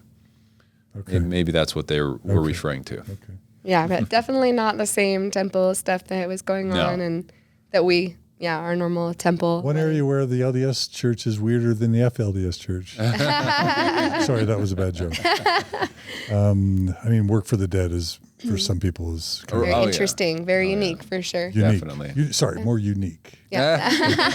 Thank you. I didn't mean to be rude. Okay, so at least your adopted parents were there. Do you want to talk about your dad? Yeah, obviously it was really hard on him because he was the only person that I really was able to speak to about my feelings when I had kind of left and gone back and forth before. And so for him to watch me go back into it, I know was really, really hard on him. Excuse me. But love is a powerful thing. Yes. I did go and take him aside and ask if he wanted me to have a ring ceremony so that he could be a part of it. And he was like, is it just going to be for me? At that point, he and my mom still kind of wanted him to hide the fact that he was where he was with the church. And I said, well, yeah, it would be for you, but that's enough for me. I'm fine with doing that for you. And he felt like it would be a lot of unnecessary attention to the situation, I think. And so that was really hard. I found out later how truly hard that was on him. And when I was offering, I probably should have tried to make more of an effort, because when he just said, oh, no, it's okay. You don't have to do that for me. And I said, okay, and kind of moved on with wedding plans. I wish that I had pushed that harder and made that happen to have him be a part of it. He actually sat in the lobby of the temple so that it looked and appeared like he was in there with us when he wasn't. And instead of having parents come out after us, because it's typical that when you leave out the back doors of the wedding doors, the parents would come out behind, we asked the Wysons and my mom if they could go out the front and come around so that it didn't appear like we were missing my dad. So it was a little bit theatrical in that way, which still made me really sad. I was trying not to focus on it, and my mom's crying in the temple during my sealing. I tried to say that those were happy tears for me getting married, not the absence of my father being there. And honestly just tried not to think about in that moment, and then tried to do, other things. Like we took bridals and I had him walk me to Sam for the bridals and got pictures like that. So try to do other things that kind of felt like a replacement, but obviously there's no replacement for your dad being there for your wedding. But at that time too, because I had just come back into it, I remember thinking, Dad, you're not missing my wedding. This is just a religious ceremony. And I remember saying that. And obviously now that I'm a parent, that is not good enough. It's not enough. It's more motivated reasoning. Exactly. Right. You know, it's well, you're not really missing out on my wedding. You know, it's religious, so you don't need to feel too bad about it. But obviously, all those are just excuses. It's not okay. But there's nothing we could do. We were both fully in at that point, especially through our engagement. I mean, I was already fully in while we were dating before we had gotten engaged. You add on a couple more months to that, and I was ready to be a stake president's wife and an apostle's wife, and I was ready for whatever came. Yeah. And so I don't know where everyone got that idea, but I was told that a lot for some reason. no, it was a real thing that I was told a lot I've too. let so many people down. But It's such just on your dad's behalf, my brother had to miss his own daughter's temple wedding once he lost his faith. And it's, even if your dad's in the temple in the waiting room, everyone who attends the ceremony is going to know he's not there, and word's going to get around. It's such not only is it horrific that in the modern LDS church in 2022, family members are kept from weddings, Mormon temple weddings, but that's awful that he wasn't able to be there, but how profoundly shaming that is, that word's going to get around. I wonder why brother so-and-so wasn't, in the temple. I wonder what he did. It's just, it's so shaming. The whole situation is just, like now looking back, it's just, again, we always just try to remember that like in each stage, you can only do the best to your knowledge and what you believe at that time, So it's hard. I can't go back and beat myself up over it. No. But if I could say that it was a regret, I would have definitely done at least the ring ceremony for him. Hands down. If we went back and redid our wedding, we would. Totally. It was hard. It was tough. And I mean, the whole temple in general was just an interesting experience. I'm sure we could ask you all about that, but so how many kids did you guys end up having kids? Yes. We have So we have two. Two beautiful, one daughter, one boy. What year were you married? 2014. So 8 years ago, and you have two children. Yep. Okay. So what I think I want to go to now is kind of your faith journey and what changed in terms of both of your faith. Unless there's anything else about those 8 years you think are really important to your story. I mean, I would just say during those 8 years time, during that 8 year, well, not I guess the full 8 years. For the first, how many years do you think that we were all 100% in?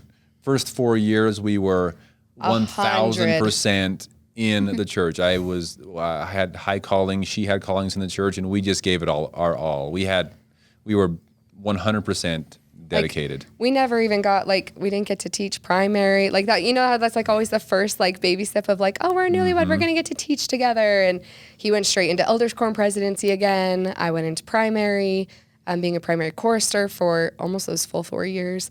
And and then at one point, I mean, what were you, 28 when you became elders quorum president?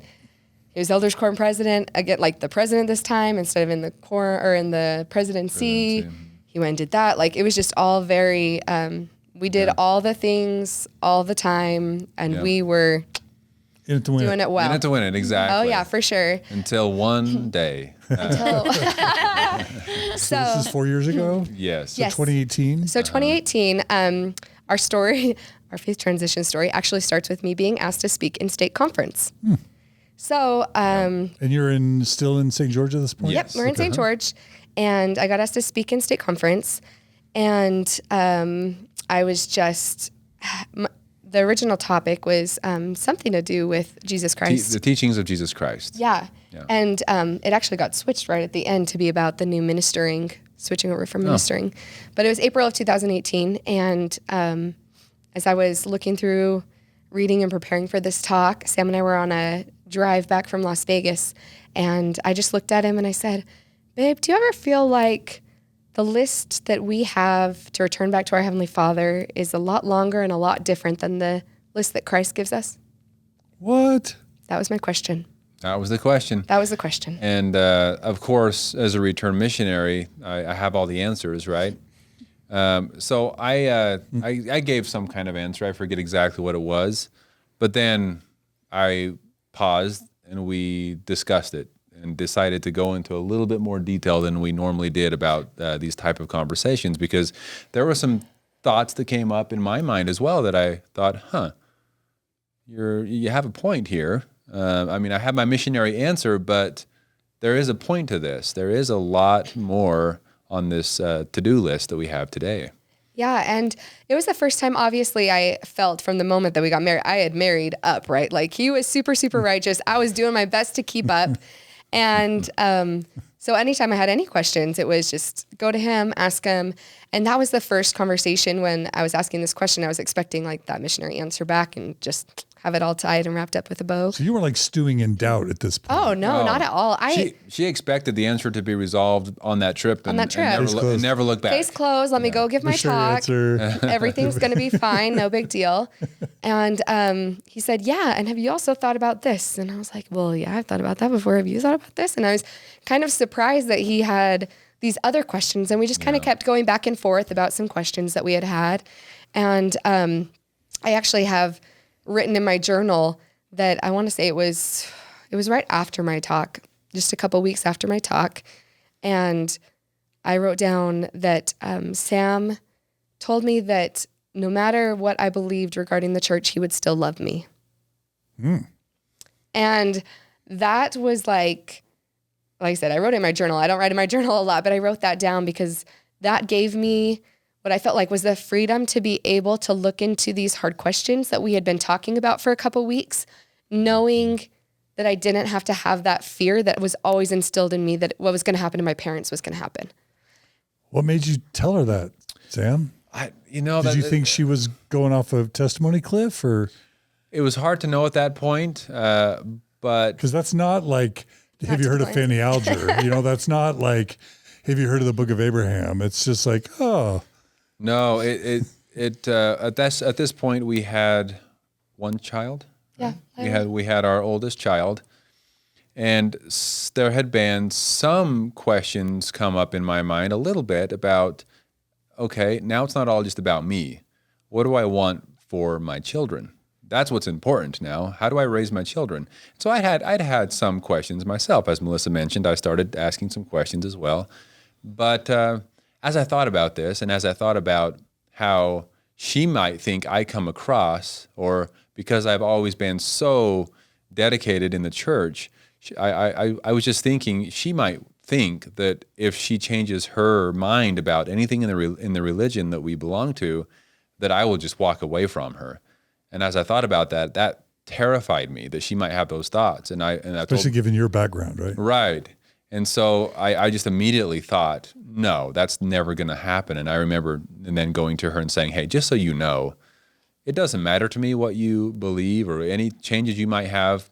I'm with you to the end. I love you. Wow. That's a big deal, especially how Orthodox you were. It is huge. Like, we are so, so lucky for it to go that way. Again, I think too, he knew that I had that fear because of what had happened with my parents, right. And that I was worried about being able to look into things, and that gave me a freedom that I just am super grateful for. It changed everything.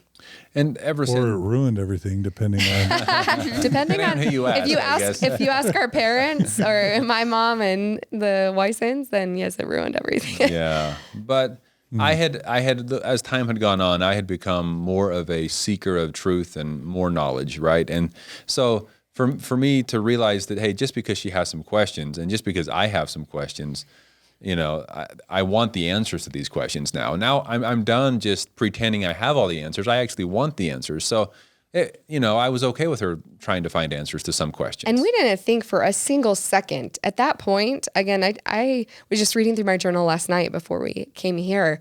We didn't think for a second that it was going to end with us leaving the church. Oh, no. Absolutely not. I was excited for this faith journey that I was going to have with my husband, where we could find more truth and build a stronger testimony and relationship. And it was just going to strengthen us in every way. And that is what I looked forward to. And when he gave me the permission to look deeper into these things, it was more of a, I know this is going to make our testimony stronger. I know this is going to be great for us. And we're going to find these answers to the hard questions. And it's going to be wonderful. And we'll just know that much more than everyone else. That, you know, we were just looking and excited to know more about the church. Yeah. And so we started looking. I mean, I had been raised my whole life. Where do you start? So we started LDS.org and found the gospel topics essays. And Do you remember which ones you first? Yeah, the first ones I was looking at, because the main thing that I had put on the shelf was polygamy, which again is funny compared with who I ended up marrying. But he knew that bothered me even, from the very beginning. So kind of took that one off. Just the idea of restoration. And I mean, the first gospel topics essays, to answer your question, had to do with polygamy. Can I just say, Sam, you probably still believe polygamy was a good thing, right? At that point? You just thought, well, the church I'm in right now can't practice it.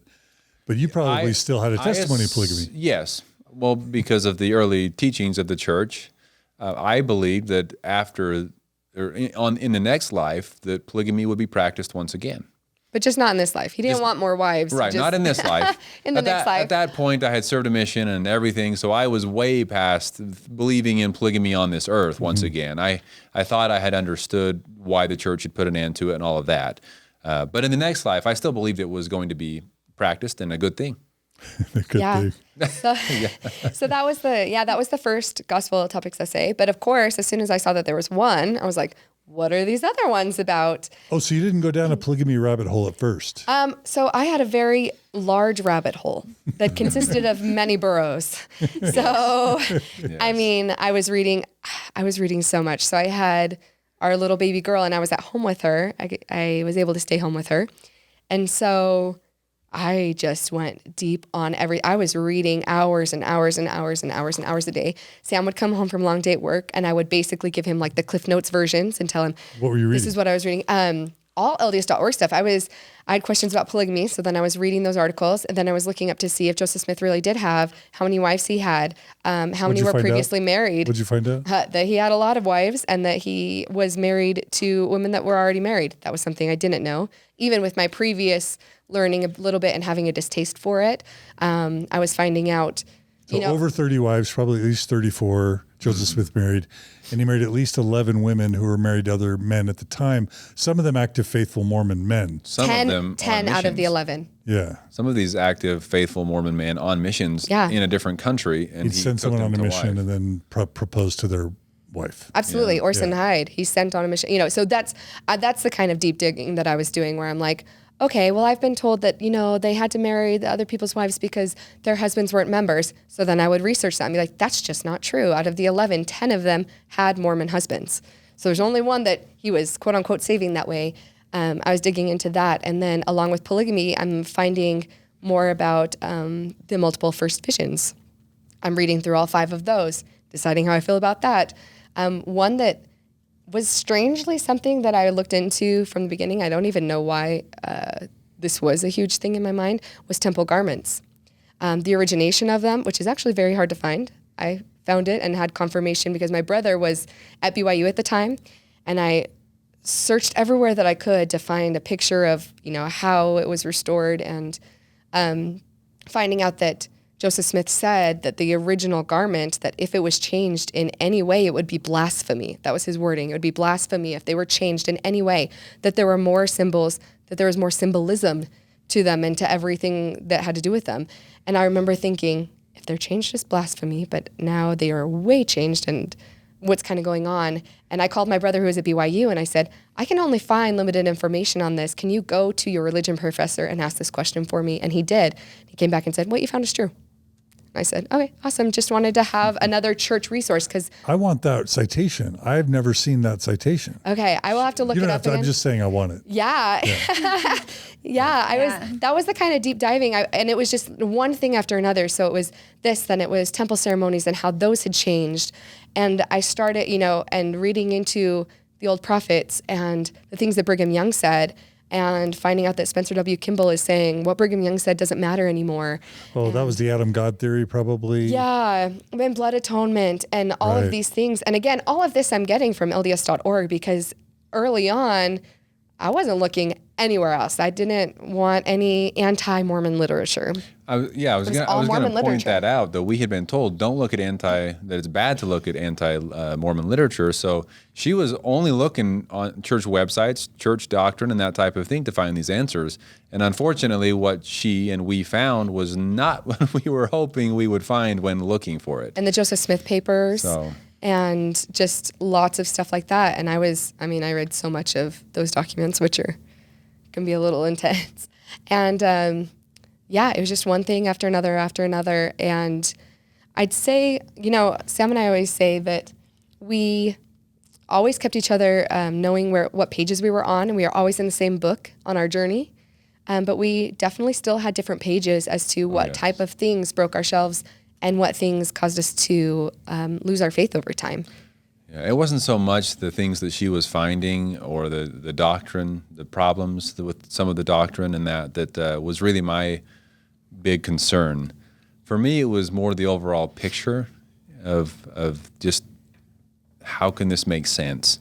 And what really got me concerned about that originally was I came across the documentary of someone going through all over the world and interviewing people from different faiths and religions, and to come to find out that the people in these different religions were as convinced that they had the only truth as every other person.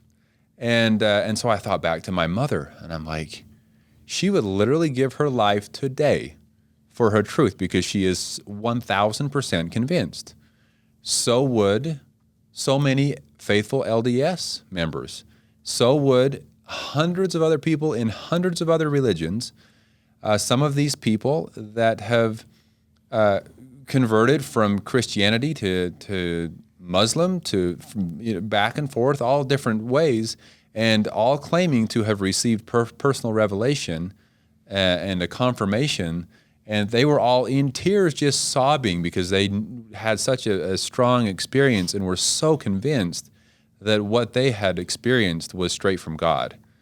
And so then it got me thinking, because based on the experiences I've had with going from one religion to another, and realizing that, man, this is kind of crazy. And you start looking into some of these really crazy cults that some people deal with. That I forget the name of the guy that ended up killing off his entire following. Jim Jones, the People's Temple. Okay, so come to find out they had a piece on that, and his followers would tell the people that were interviewing them that they had received all of these personal revelations, and that he would tell them, this is how he convinced them that it was true. He would tell them to go to a quiet place all alone, kneel down, and ask God if what he is telling them is true, and that he knew that because God was speaking to him, that they would receive an answer for themselves to know that it is the truth. And guess what? They all did that, and they all received an answer that it was the truth and the only truth. And I'm just... And then they all died by Kool-Aid cyanide. And they all ended up dying by... Exactly. In the island of Guyana. So it was just obviously a crazy guy that had convinced all of these people. And then obviously that got me thinking back on Warren Jeffs and my experience in all of that and how he's convinced so many people. And I know for a fact, because I have a personal relationship with them, that they would give their life for the truth they claim to know they have. And anyway, so a lot of that, I could go on for a while. And I just have to ask, as more and more news was coming out about Warren Jeffs and the things he was doing and running from the law, there were rumors that in jail he had admitted he really wasn't a prophet. Mm-hmm. Were you following all that news about Warren Jeffs, and did that hearing about his and the allegations of child sexual abuse, mm-hmm. did all of that sort of take luster off of your faith in him which would then make you look at the modern church and Joseph Smith as well, or not? Well, I'm not trying to make that. I just wondered no. if So those dots got when I was connected still for you. living in the community, the FLDS community, I didn't believe a word that they were telling us. So, for example, when he claimed to not be a prophet anymore, and when he almost committed suicide, and they claimed that this happened, that happened. To us, it was all fabricated garbage that never happened. It was the world trying to pin all of these things on him, shed and a bad light on him to try to convince the world that he was an evil man. And we didn't believe any of it for a second. We thought it was all fabricated. And we, for example, when he attempted suicide in prison, I was under the assumption, I know many of us were, that one of the people in prison tried to kill him and claimed that it was suicide. So, you know what I mean? Like, we just twisted everything that we were told in a way that made sense to us because I was so convinced he was a man of God. So I wouldn't believe those things. One of the main things that Sam would always say to me as well is, as he was realizing that more and more people were feeling these spiritual confirmations, and he would tell me stories of his childhood. And you can tell me if I'm wrong, but he would say too, he's like, when I would go into Warren Jeff's home and shake his hand, I felt the Spirit. And if I felt the Spirit shaking his hand, and now I know that he's doing these things all behind closed doors, and now I'm feeling the Spirit here, like, not that, it sounds bad to say, can you not trust the Spirit, but is the Spirit maybe something different than what we originally thought? Which took me to, I think people underestimate the power of the mind. And that's kind of where I am currently at, is I think that our minds are much more powerful than we realize. And that we can our minds can convince us, our subconscious can convince us of things that may not even be there, but we can see. May not even be there, but we can feel. May not even be there, but we can hear. And because there are so many experiences that I've now seen and witnessed that other people had, that I personally had, that make me question what is going on. That, and when you compile it with the feeling of love. Now I look on my experiences as I was falling in love with Sam, and I wondered why. It was the most spiritual months of my life were dating and preparing to marry him. And I really feel like those same feelings that I had been taught my entire life were the Spirit, were love. And I was falling in love with Sam, and I was falling in love with the man that he was, and part of who he was the church. And I don't think I could differentiate the difference between the feelings of my love for him being true and my feelings for the church being true. But Man, I want to dig in, but let's just go to, so how did you guys come to process all this, talk about it, and then where did that lead in terms of your decisions and the fallout? It was a long journey. Yeah, so his was kind of broad. I was much more of a deep digger, right? Like, I'm going and I'm like, okay, if the garments were like this and then they weren't like this. And I liked all the nitty gritty details. And my main thing kind of ended up coming down to, if I had been a member of the church 100 years ago, what is the pathway that they would have told me and the things that I would have had to do to return back to Heavenly Father? And why are they different if this is a restored gospel? And that ended up being my ultimate breaking point. Was You made a list on both sides. I made a bit, yeah. Was the list different? I said, oh yeah, How was it absolutely. Oh goodness. It's different. Couple examples. Yeah. Just a couple. Having to live the law of polygamy was a huge one, right? Yeah. Back then. Back then, yeah. Not I'm now. talking about Joseph Smith, yeah. So time living the law of polygamy, the oaths I would have made in the temple, the covenants that I would have made in things that I had been told were restored, and to me, the temple ordinances were things that were not in the process of restoring. They should have been restored. And so they should be everlasting and not changing. I understand that there are social elements that change over time.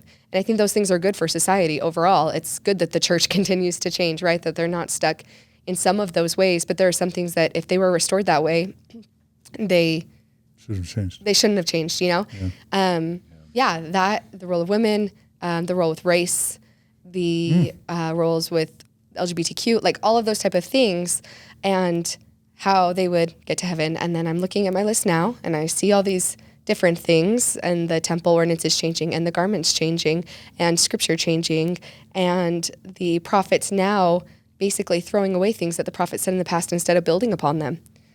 all of these type of things where it's like, well, if you're telling me that now all I'm supposed to focus on is what the current prophet tells me, and that they can say, no, the prophet before was wrong, well, you're kind of throwing the baby out with the bathwater, because if you're telling me that a new prophet can say what you're doing is wrong, then how do I know that what I'm doing right now is actually going to get me to heaven? Because then what if the next prophet says you're wrong?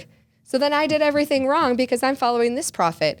So to me, I just lost my faith in the fact that there was one truth, one man that was guiding us, and that they were actually being led by God. And we went to the stake president multiple times. I remember our last temple recommend interview, we did so much research, and we prayed together every day and night for an answer for about 8 months. So it's from April to the end of 2018. And in the fall of 2018, we went to go get our temple recommends renewed. And I remember them asking the questions. And when they asked if I believed that Joseph Smith was a prophet, I said, I do not know, but I feel like I need to go to the temple to get those answers. That was my answer. I just was like, I told Sam before going in, I said, I've got to be honest.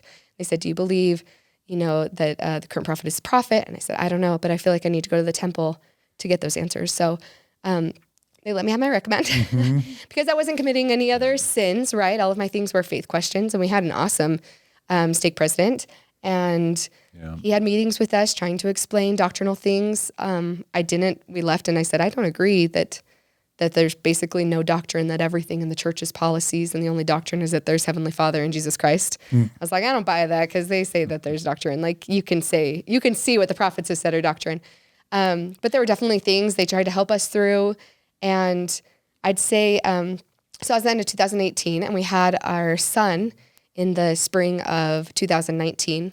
And at that point, our daughter was 2, and we said, we have to make a final decision by the time our daughter could go to primary, because if this isn't true, we can't let her go and be indoctrinated. And when our son was born, we kind of lucked out, because at that point our minds were kind of out, but we lived in Utah. We lived in St. George. All of our neighbors were LDS. Yeah. Sam was the Elders Quorum president. I was in Relief Society activity. Like, we had our callings, all the friends and neighbors and everything in the ward. And we just felt like, okay, how do we get out from here? And we lucked out in the sense that Sam got a job promotion for us to move to Las Vegas 6 weeks after my son was born. So when my son was born, we didn't go to church for a while, because you don't when you have a new baby, right? You don't want everyone trying to kiss and love on your baby. So we did that. And then right at the time that we would have gone back to church, and had it not be noticeable, we moved to Las Vegas. And we went to church one more time to bless our son, because we felt like it was a traditional thing that we wanted him to have. And we didn't go back after that. And that was in the fall of 2019. And our daughter would have gone to primary in the beginning of 2020. And that's when we said, no, we can't do that. I mean, and at that point, we were still open to, people talking to us. I mean, we still are very friendly and open to people, having a relationship with the members around us and that. And the bishop, after we blessed our son, actually wanted to meet with me to find out what in the world was going on. And so I met with him and just told him exactly how it was. And he said, okay. Like, he didn't really know, because when I'm sharing experiences of my past and how they relate with current experiences, and how, he just didn't really have an answer for me. And that was kind of the end of that. And we, didn't really hear from him after that.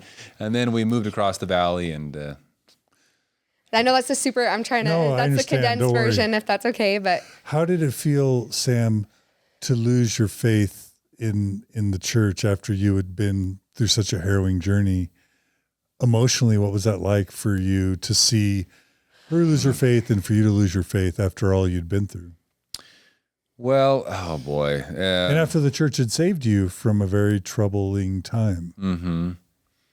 It was a very hard journey. It was not easy. It was not something that we said, oh, you know what?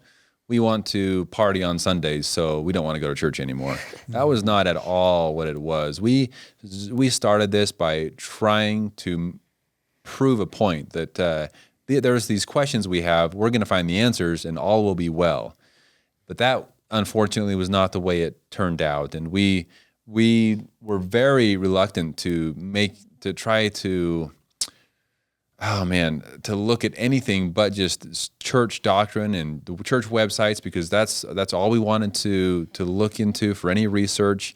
And the more we found, the more difficult it came to find the answers to all of our questions. It seems like we got more questions as time went on. Absolutely. I mean, it was months and months and months before I was willing to look at outside sources, or heaven forbid me watch a MormonStories. That took a long time before I was willing to look at that. And my dad had sent all of us kids the CES letter a long time previous, and didn't really look at it until that moment. And that, built on more questions. But we didn't read that or look at that until months into our journey. Yeah. But what about emotionally? Yes. So I just wanted to point out that it wasn't something that we just were able to quickly make a decision. And I was because of my previous experience, I was very afraid to let my family down, the new family that took me in. The Wyson family. Yes. Yeah. I was very afraid to let them down and didn't want to hurt them, and had a slight sense of fear that I would be abandoned once again by my family, because that's kind of the experience that I had before that. I didn't truly believe that they would just say, I don't want to talk to you anymore. I didn't think that would happen, and it didn't happen. But I had that in the back of my mind because of what I had experienced before. So it was terrifying. I was terrified. I was terrified to say anything. And so, to be honest, I didn't tell them. I didn't tell them about any of the questions I was having or any of the fears I was having regarding the church, because I was afraid to hurt them. And unfortunately, that in a way backfired, because when it all came out, it was not received very well, because it just kind of like her dad, where he just all of a sudden says it out of the blue. That's kind of how it happened, because I kept it in for so long because I was afraid to hurt anybody. I didn't want to talk about it. And then it was too late, and it all came out in one big boom. Here you go. This is what I believe now. And I think really hard. I think that I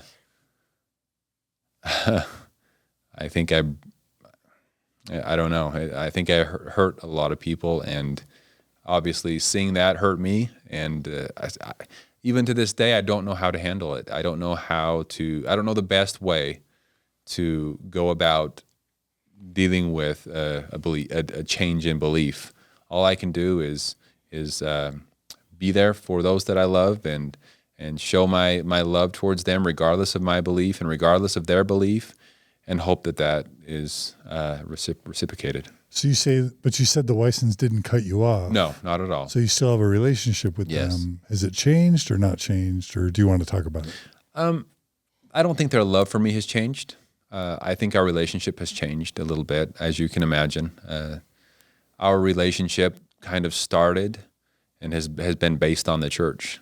It's always been about the church. I'm not saying they didn't love me aside from the church. I'm just saying that the church has always been included in a very big part of our relationship. So to then not have that, it changed. It definitely changed. That's hard. I'm sorry. Yeah. Well, yeah.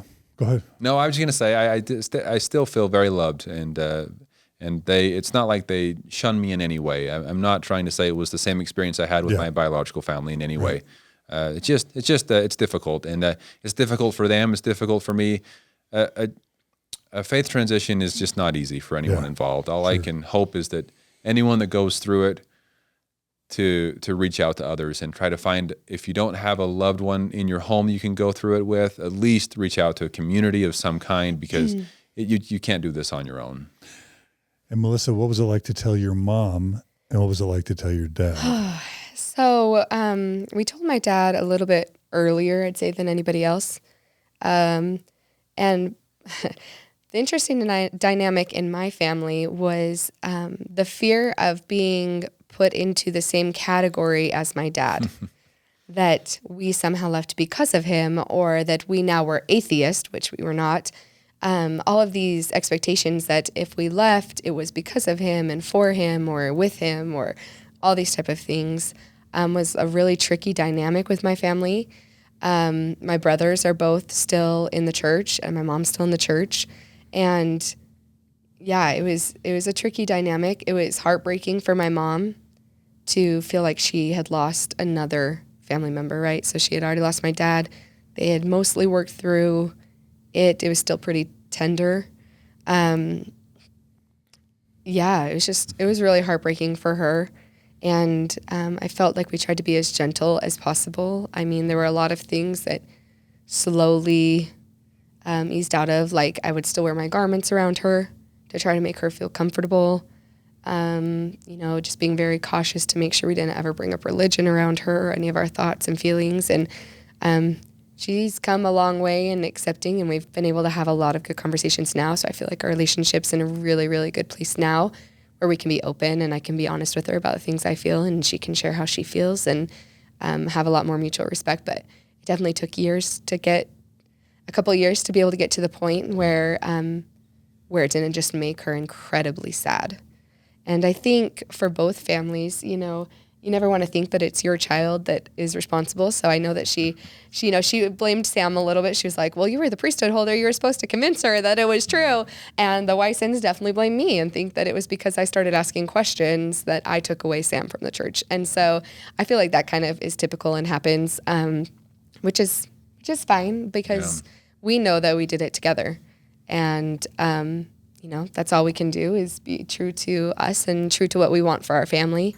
And I think most of the people in our lives now, at least my brothers and on my side of the family, like I've been able to have deep conversations with them individually. So even if we don't believe the same thing, they understand why I feel the way I do.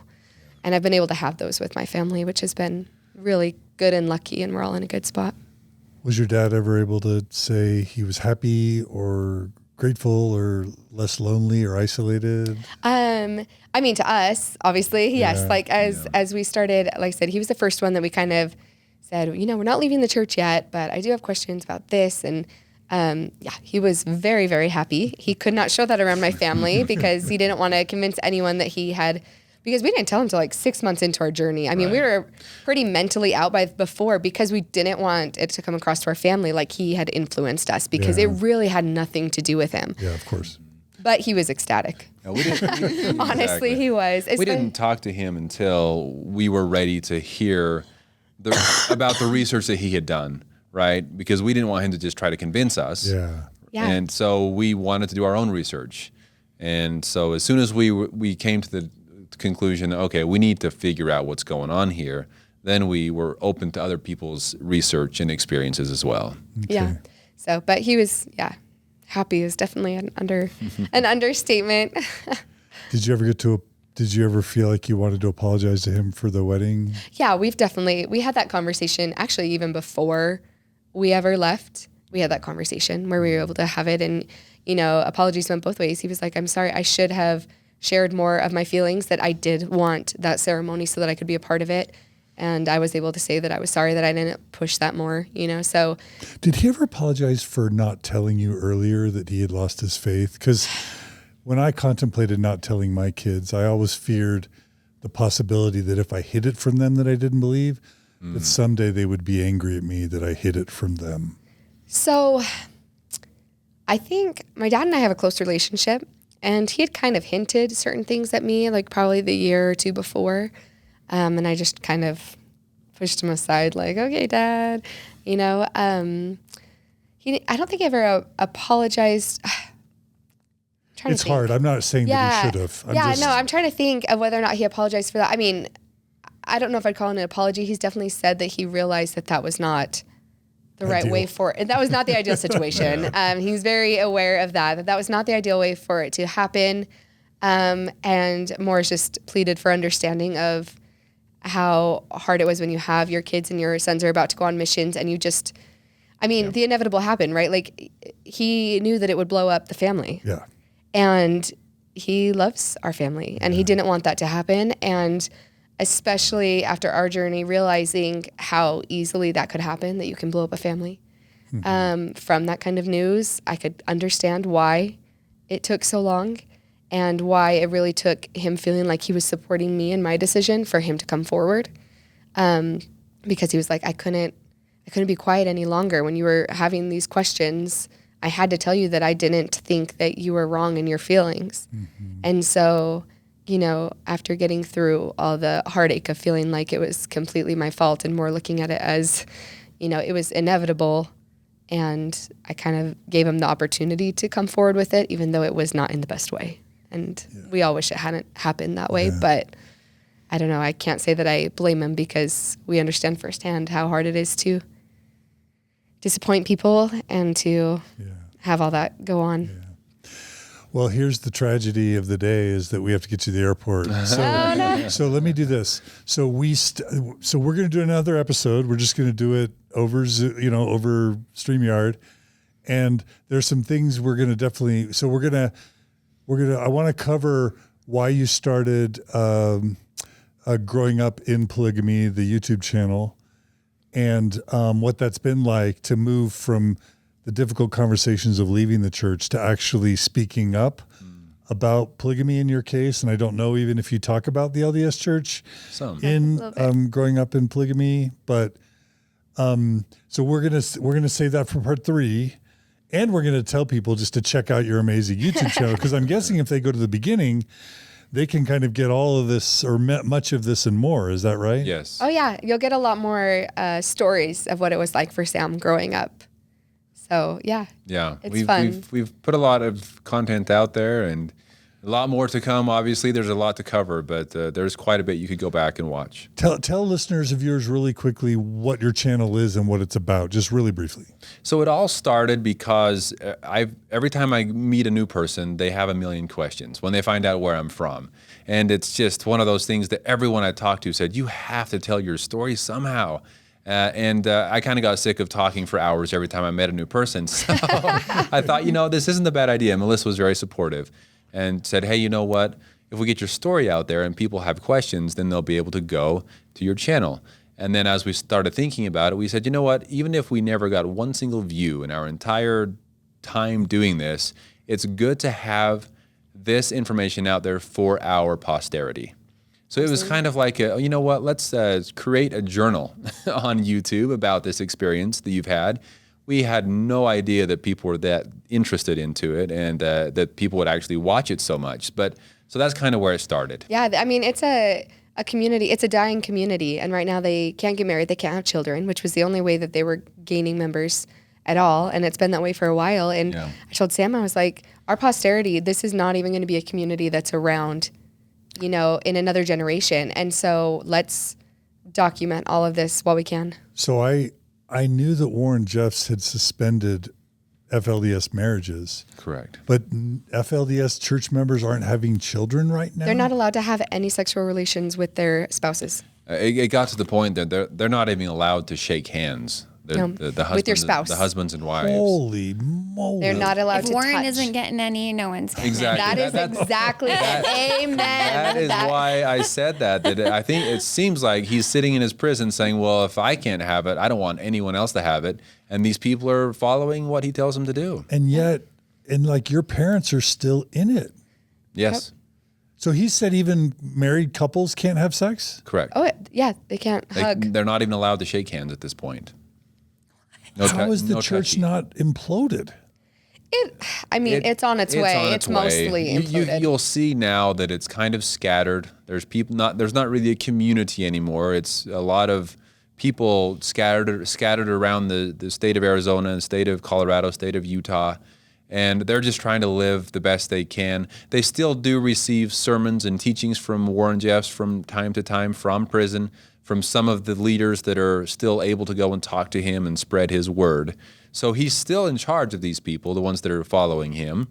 But it's not so much a community anymore as it is families scattered around. They're still trying to follow his teachings. Who can't have sex in marriage and who can't get married and who can't have children ever. There haven't been children Correct. for the last... It's been a couple of years now. Yeah, years. I want to say like 5 now. It's been a long time. Yeah. I'm just stunned. Yeah. Yeah.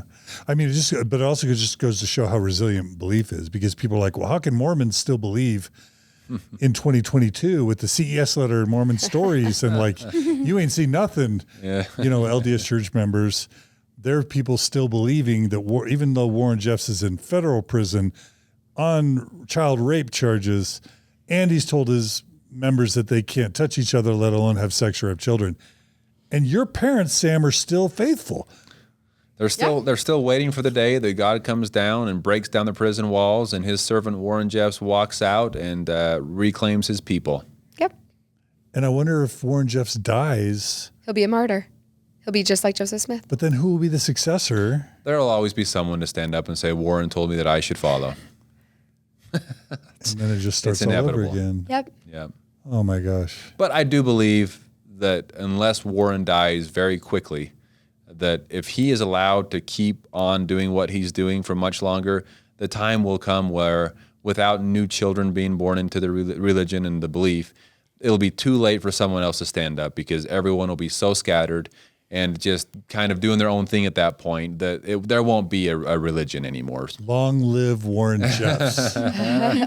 Right? Oh, Long live Warren Jeffs. That's what they think. Yeah, that's what they Let want. him live another 40 years so that the church can implode. Yeah, well, he's in isolation right now, and they believe that he will be put in Gen Pop fairly soon, and they don't believe he will last much longer. As a child predator, they said that they don't tend to last very long in Please Gen don't Pop. put him in Gen Pop prison system. Yeah. Yeah, I don't know. I'm not sure what will happen. It's hard to say which leader would stand up and claim the throne. So Okay, well, this has been part 2. You are both amazing, thoughtful, sensitive, brilliant, wise humans. So thank you so much. you. We decided to do this like Friday or Saturday. Yeah, and it's last Monday, minute. right? just made it happen. Thanks for making it happen. You guys don't mess around. Jen, thanks for your part in helping make it happen. Yeah, of course. Gerardo, you were a big part of this Yes, thanks, as Gerardo. well. Part 3, we're going to do a panel, and we're going to ask 2 main questions. This is a cliffhanger. To what extent is it fair to compare Joseph Smith to Warren Jeffs? So in what ways were they similar? In what ways were they different? Mm-hmm. And then part 2 will be, in what ways is it fair? You know, what ways are the LDS church and the FLDS church different versus similar? Mm-hmm. And we're going to do that also through the lens of Keep Sweet, The documentary. Pray and Obey, the Netflix documentary. So like, you ain't seen nothing yet, people. The good stuff is still to come. And we're going to have a female family member of yours who can represent women in the FLDS Yes, church. one of my cousins that happened to be in the religion a lot later on than I did. So she dealt with a lot more of the crazy rules that Warren came up with from his prison cell. It's Sam's cousin, and we've done an interview with her. Her name's Joanna. So if anyone wants to go see that before this panel and get to know her a little bit, she's wonderful. Okay. We'll try and include links to all that in our show notes. But I don't know. I want to try and air this like Wednesday if we can, or Thursday before we do the episode. So we'll see what we can do. See what we can do. Okay. All right. All right. Well, the names are Sam Zitting Wyson and Melissa Zitting Wyson, formerly known as Melissa Cowles. Mm-hmm. The podcast is Growing Up in Polygamy on YouTube and also on Spotify. Yes. Yeah. Uh-huh. Yeah. Please support them. And can people donate to support your podcast or your show? Do you accept donations? We have memberships. We have membership on YouTube, but Like honestly, we're exclusive so new content? to it. Oh, okay. So we're still trying to figure out a way to be able to make that happen. So I don't know if we sign can up really plug for it a yet. paid membership to their YouTube channel. There you go. Yeah. Thank you that's so the only- much. Yeah, because we want this to. There's so much to talk about. Yeah. And it's not going away. Cults aren't going away. Polygamy's not going away. No. And Mormon fundamentalist polygamy is not going away. Like you said, Melissa, there's over 75 fundamentalist polygamous Mormon groups that have over 5,000 members. So that's 400,000 fundamentalist Mormon polygamists, and they're going to be growing. Yes. Be interesting to see how that all turns about and see what they do. And I imagine they'll all have different ways of going about it. Yeah. So Yeah. So hopefully you'll be YouTubing for a long time. yes. Yes. Well, let's get you guys to the airport. Thanks so much. You're amazing. Thank you. Thanks Thank you for for coming on having Mormon us. Stories. Thank you. Thanks for having us. And Jen, thanks for being here. Of course. All right. Thank you. All right. Well, check out. Don't go anywhere. Come back right for part 3 on Mormon Stories podcast. You all take care, and we'll see you all again very soon. Bye-bye.